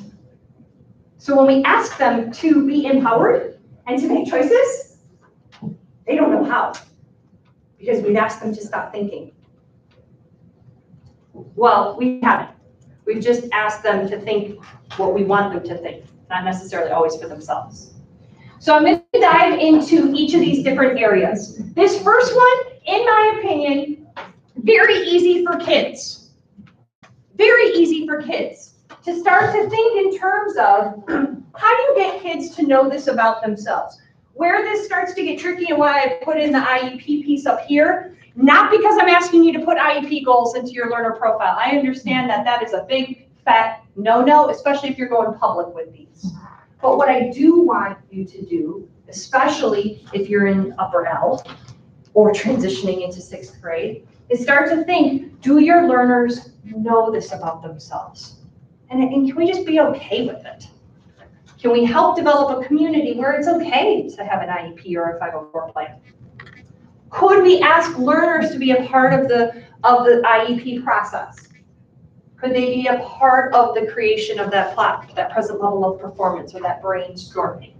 And for some, that's more of a mom and dad situation than a kid situation. Chances are the kid knows it about himself, right? But mom and dad don't always want to own that. So this section of the learner profile is really easy for kids to fill out. It's just a matter of giving them time to do it, right? Can you find some pictures of your pets? Can you draw a picture of your mom and your dad? I just got a darling picture of Piper and I yesterday. She brought it home from school. I actually had 5 fingers on one hand. It was amazing, right? I'm like, yes, right? My hair is crazy. At least it wasn't white. Last time it was white. I need it colored, right? So this one's pretty doable. The academic, in my opinion, is also pretty doable, except this should drive what they're going to learn next. And I'm going to push you a little bit to think, this is how you can make this document living and breathing. So in what ways are you doing what are you doing for your learners that they could do for themselves? Think in terms of progress monitoring. How many of you have ever done a guided reading group in this room? Guided reading groups, right? Chances are you've taken some sort of anecdotal notes during a guided reading group. What do you do with those anecdotal notes? You use them. Careful, Dwayne. He's like, no, just kidding. Where do they go? Like, I don't care how they drive your instruction. I won't put you on the spot like that. Like, where do you physically put the anecdotal notes that you take during a guided reading group? I keep a spiral of it all. Yeah, you got a spiral notebook. You write the kid's name down. You got a bunch of notes in there, right? I used to put them on Post-it notes, and then I would take those Post-it notes and put them on Dwayne's page, and I'd Post-it note it up and slide it in, and those were, right? What if every time you met with a guided reading group, instead of you owning all those anecdotal notes, it went there, and they own it? And I'll use my Piper Jean as an example. She's in K4, and she is like the epitome of schools for socializing. She's not a girly girl at any stretch of the imagination. I sort of wish she was. But she's just sort of like, oh, whatever. I'm like, girl, these are letters. Okay, right? What do I need these for? I want to learn how to read. I know, girl, but you gotta like, these are letters. They all make a sound, right? The second day of school, she came home with this handwritten page of the alphabet, A to Z. And some of the letters were circled and some of the letters were starred. And she came skipping in the house with this thing. Mom, look. And I'm like, the alphabet. Yeah, Mom, these are my letters and sounds. I said, really? I said, what do all these notes mean on here? What are the circles? The circles are the letters, Mom, that I can identify. That you what? The ones I know, Mom. I'm like, oh, identify. The ones that you can identify. That means, and I said, what does that mean? That means I can look at this one and I know it's A. I said, nice work, right? This is coming off of a teacher, former teacher, who's left the classroom, no longer have my summers off, and I'm feeling major mother guilt for not like reading with her every single day, because I'm that mom. So I'm nervous that she's going into 4K and doesn't have all of her letters and sounds, but I'm getting over it, right? So I said, wow, that's A. I said, why do some of these have stars? She's like, well, that means I know the sound of that letter. And I said, really? And she's like, yep, like this letter, no circle around it, but it was a star. She says, that's I said, interesting. What is that letter? I don't know, but it's nicely done, girl. I said, why do they have both? That means I know it's A and A, like apple. I said, cool, girl, what are we supposed to do with this? Well, Mom, I have to know all of these. And in the back of my head, I'm thinking, I know. I'm supposed to be working on this at home with you. And every time I try, you don't want to play this game with me. She said, so Miss Nancy told me I'm putting this on the refrigerator. And when I'm ready to show her that I know my next letter, I bring the paper back to school and I show her my progress monitoring. She didn't say that. I show her what I know. And I said, all right. So let's start with B. And she said, I don't know which one's B. And I said, well, then that's a great one to start with. That one's right next to A. And I said, how do we learn this? And her brother, who's a couple of years older, said, we can play I Spy. And I said, what does that mean? And he's like, well, I spy with my little eye something that starts with the B sound. B. And Piper said, brother. I said, brother. Ball. And we're looking all over. She knew ball. She could get that. And we started to write the letter. Then we did it with shaving cream. And I busted out all those crazy things that you guys do. My kids go to Montessori school. We use sandpaper letters to practice it. I brought up the dry erase board. I'm like, we are into this. And when she knew B was that and said buh, she was so proud. And 3 days later, I walked it back into Miss Nancy's classroom and I said, Nancy, this girl wanted nothing to do with her letters. She said, yeah, I've learned real quickly with Piper that she needs to own it and it needs to be her idea. I said, yeah. That's her father's child, right? And I said, I know. And she said, but she's ready. And I said, she's got many letters. And she said, Miss Nancy, I know F, fart. I said, nicely done. And I said, what else did we learn? B, ball. And I said, so what do you have to do here? And Miss Nancy said, well, we'll get to it. So Piper put her name on a little whiteboard over in the corner. She knew where it was. And I said, what's that for? And she said, that's when I'm ready to show my teacher my work, when I'm ready to show her my learning. I said, and then what do you do? She goes, then it goes in my sound book. I said, what's your sound book? She's like, it's this little flip book, and every time I've identified and learned a new letter and a new sound, I put it in my sound book, and then I know that those are the ones I'm working on. She completely owned that process. And I said, Nancy, do you do this with every kid? She goes, no, some kids don't need this. Sometimes she's like, I've kept all of these on, but if you are a primary teacher, you know what I'm talking about. GSR's a checklist, right? You go have them go through. Can they identify A, B, C, D, and they check mark it off? But Piper needed to own that for her to even give a rip about any of these letters. That's a really great way for her to track her evidence of learning, and she was 4. She's 4. That paper still goes back and forth. She still doesn't have them all. What? W, for whatever reason, is a struggle for her. Yep. Why? Struggle. I don't know why. The vowels are struggles. Tell me why. I don't know. Probably because I'm saying them wrong at home. I don't know. Right? But this is this living, breathing work. Anytime it's out of your hands and into their hands, let it be. Can they run student-led parent-teacher conferences based off of this? Sure they can. Sure they can. Now, the learning capacity piece is probably my favorite because this is the biggest struggle for kids, but it's also the most fun. And what this means is we're looking beyond this sort of academic, and I know that this is misspelled down here, so if you're looking at strengths versus weaknesses, I always point it out because I know it's misspelled. But when you ask a kid, how do you learn best? They don't know the answer. They don't know. When you say, what words would you use to describe yourself? They're going to say things like, nice, funny, right? Those are great. Could we go a little bit deeper? Could we help them look a little bit further into their world? So I remember Cole's teacher asked them to identify with a dog breed. Which dog breed would best describe you? And why? Right? And so Cole was this sort of chill St. Bernard, because he's just, we've got a Cooper next door, is a big St. Bernard, and he's really chill. So he identified with the St. Bernard, and he could tell his teacher why. He said, but my sister, she's a Chihuahua. And I said, what? I said, Piper's a Chihuahua? She looks cute, but watch out. I know, we call them ankle biters in our house, right? Because I've those Chihuahuas in the neighborhood when I'm running, right? And I said, don't tell your sister that. Don't tell her. And he's like, well, no, it's all right. We're all a little different, Mom. But what dog breed are you, right? What would your Mr. Potato Head look like? Right? Kids make the Mr. Potato Heads. Sure, maybe they're making it to be funny. But could they design a Mr. Potato Head that outlines for them who they really are? My 4th and 5th graders. What house would you be sorted into? How come?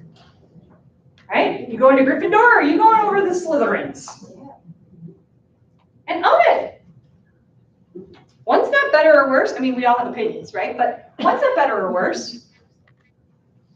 If you don't know the work of Amy Krauss Rosenthal as an elementary classroom teacher, you need it.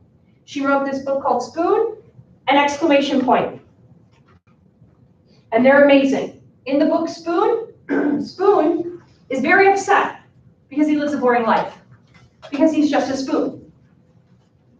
And he doesn't have the exciting life that his friends have, like the chopsticks that get to like pick up things and chop them, right? Or the knives, who are dangerous and live, on the edge.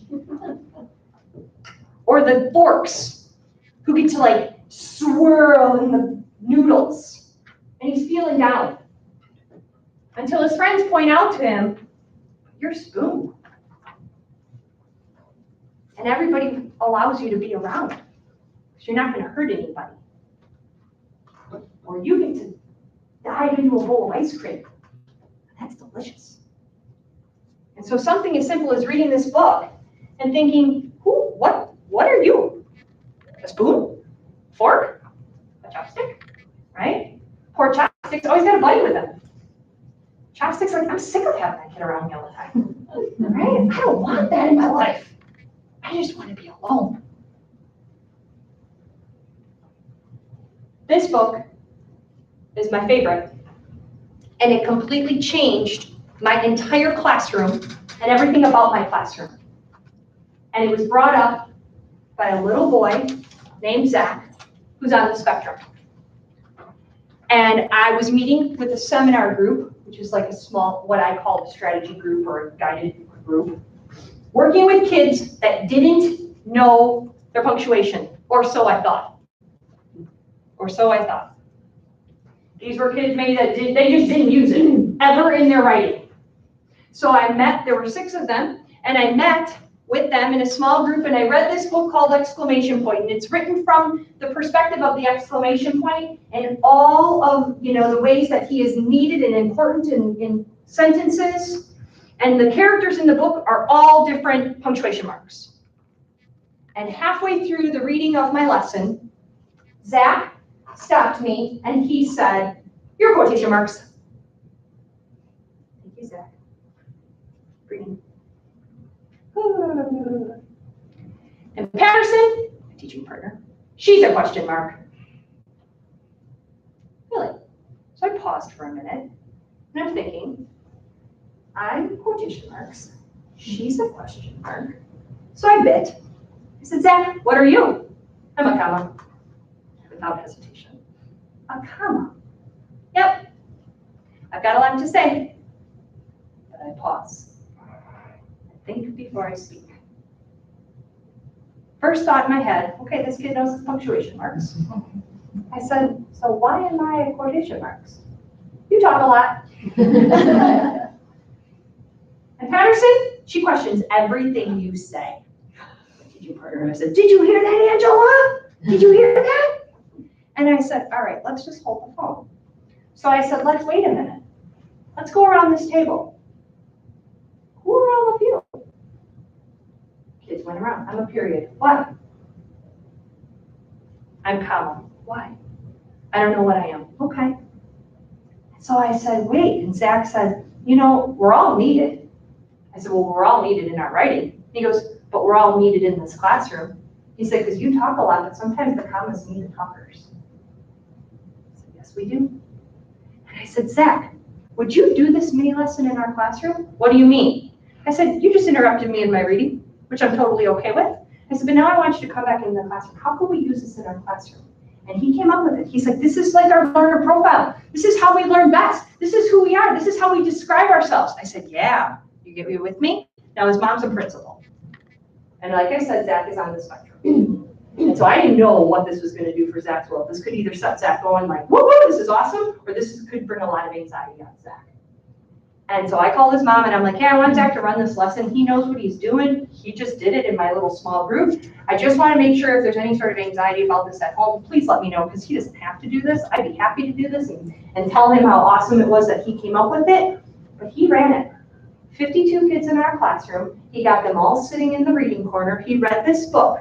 He made anchor charts around our room with each of the punctuation marks. He drew them out. He read the book. He asked every kid to identify with just one, which was hard. And I said, do I have to? He said, yep, play along. So I went over to the quotation marks and I stood there. And then when he was all done, he said, what makes you you? And I said, what? He's like, I want you to talk with all the other quotation marks and all the other commas and all the periods, and why are you important? Why are you relevant? Why are you needed in this space? And the periods listed all the ways that periods are necessary and all the ways exclamation points are necessary. And I said, Zach, why does this matter? And he said, you make us go into groups all the time and you ask us to choose our groups all the time. I said, yep. And he goes, and we want to choose groups with our friends, but you always say, don't choose groups with your friends, choose groups how you work well together. But we don't know how we work well together, but we could work well together like this. And I said, tell me more. And he's like, well, if I'm in a group with all commas, we're not going to do much, Mrs. Somerville. I said, oh. He's like, so we need balanced groups. I need the talkers, and I need the questioners, and I need the periods, and I need the commas. And I said, so what are we going to do? And he's like, well, we need to reflect on this in our learner profile. And I am talking like that because that's how Zach talked. I think we should reflect on this. I said, I think so too. He's like, but then can we leave our posters up? And he kept looking around the room. And I said, yeah. And I said, and as you change, if you change, move yourself. And I said, because Zach, there are moments that I'm a big talker. But there are other moments I'm very much a comma or very much a questioner. I said, so it's okay to be in more than one place if you can identify why you're in that place and when you're in that place. And so Zach took this simple book that I was using to teach kids how to punctuate and completely shift it. And they would say things like, you got 3 commas here. That's not going to work here. We love you, but I need you to go swap out with a questioner because we need a questioner in this group. Or I need a period in this group. We've got all talkers, all quotation marks, and all exclamation points. It's loud. That group's loud, right? And then we joke with each other. And we'd say, look, all the commas are in the quiet zone, right? And all of us big mouths are way over here, right? Be careful of the commas, we'd say. Be careful of those commas. So helping kids identify with what are your strengths. And even if you see it as a weakness, we need the commas. I need the quiet, shy kids. And I need to know who they are. They need to identify themselves because I tread carefully with my shy, quiet friends. Now, the last little zone or dimension are these interests and aspirations, these hooks.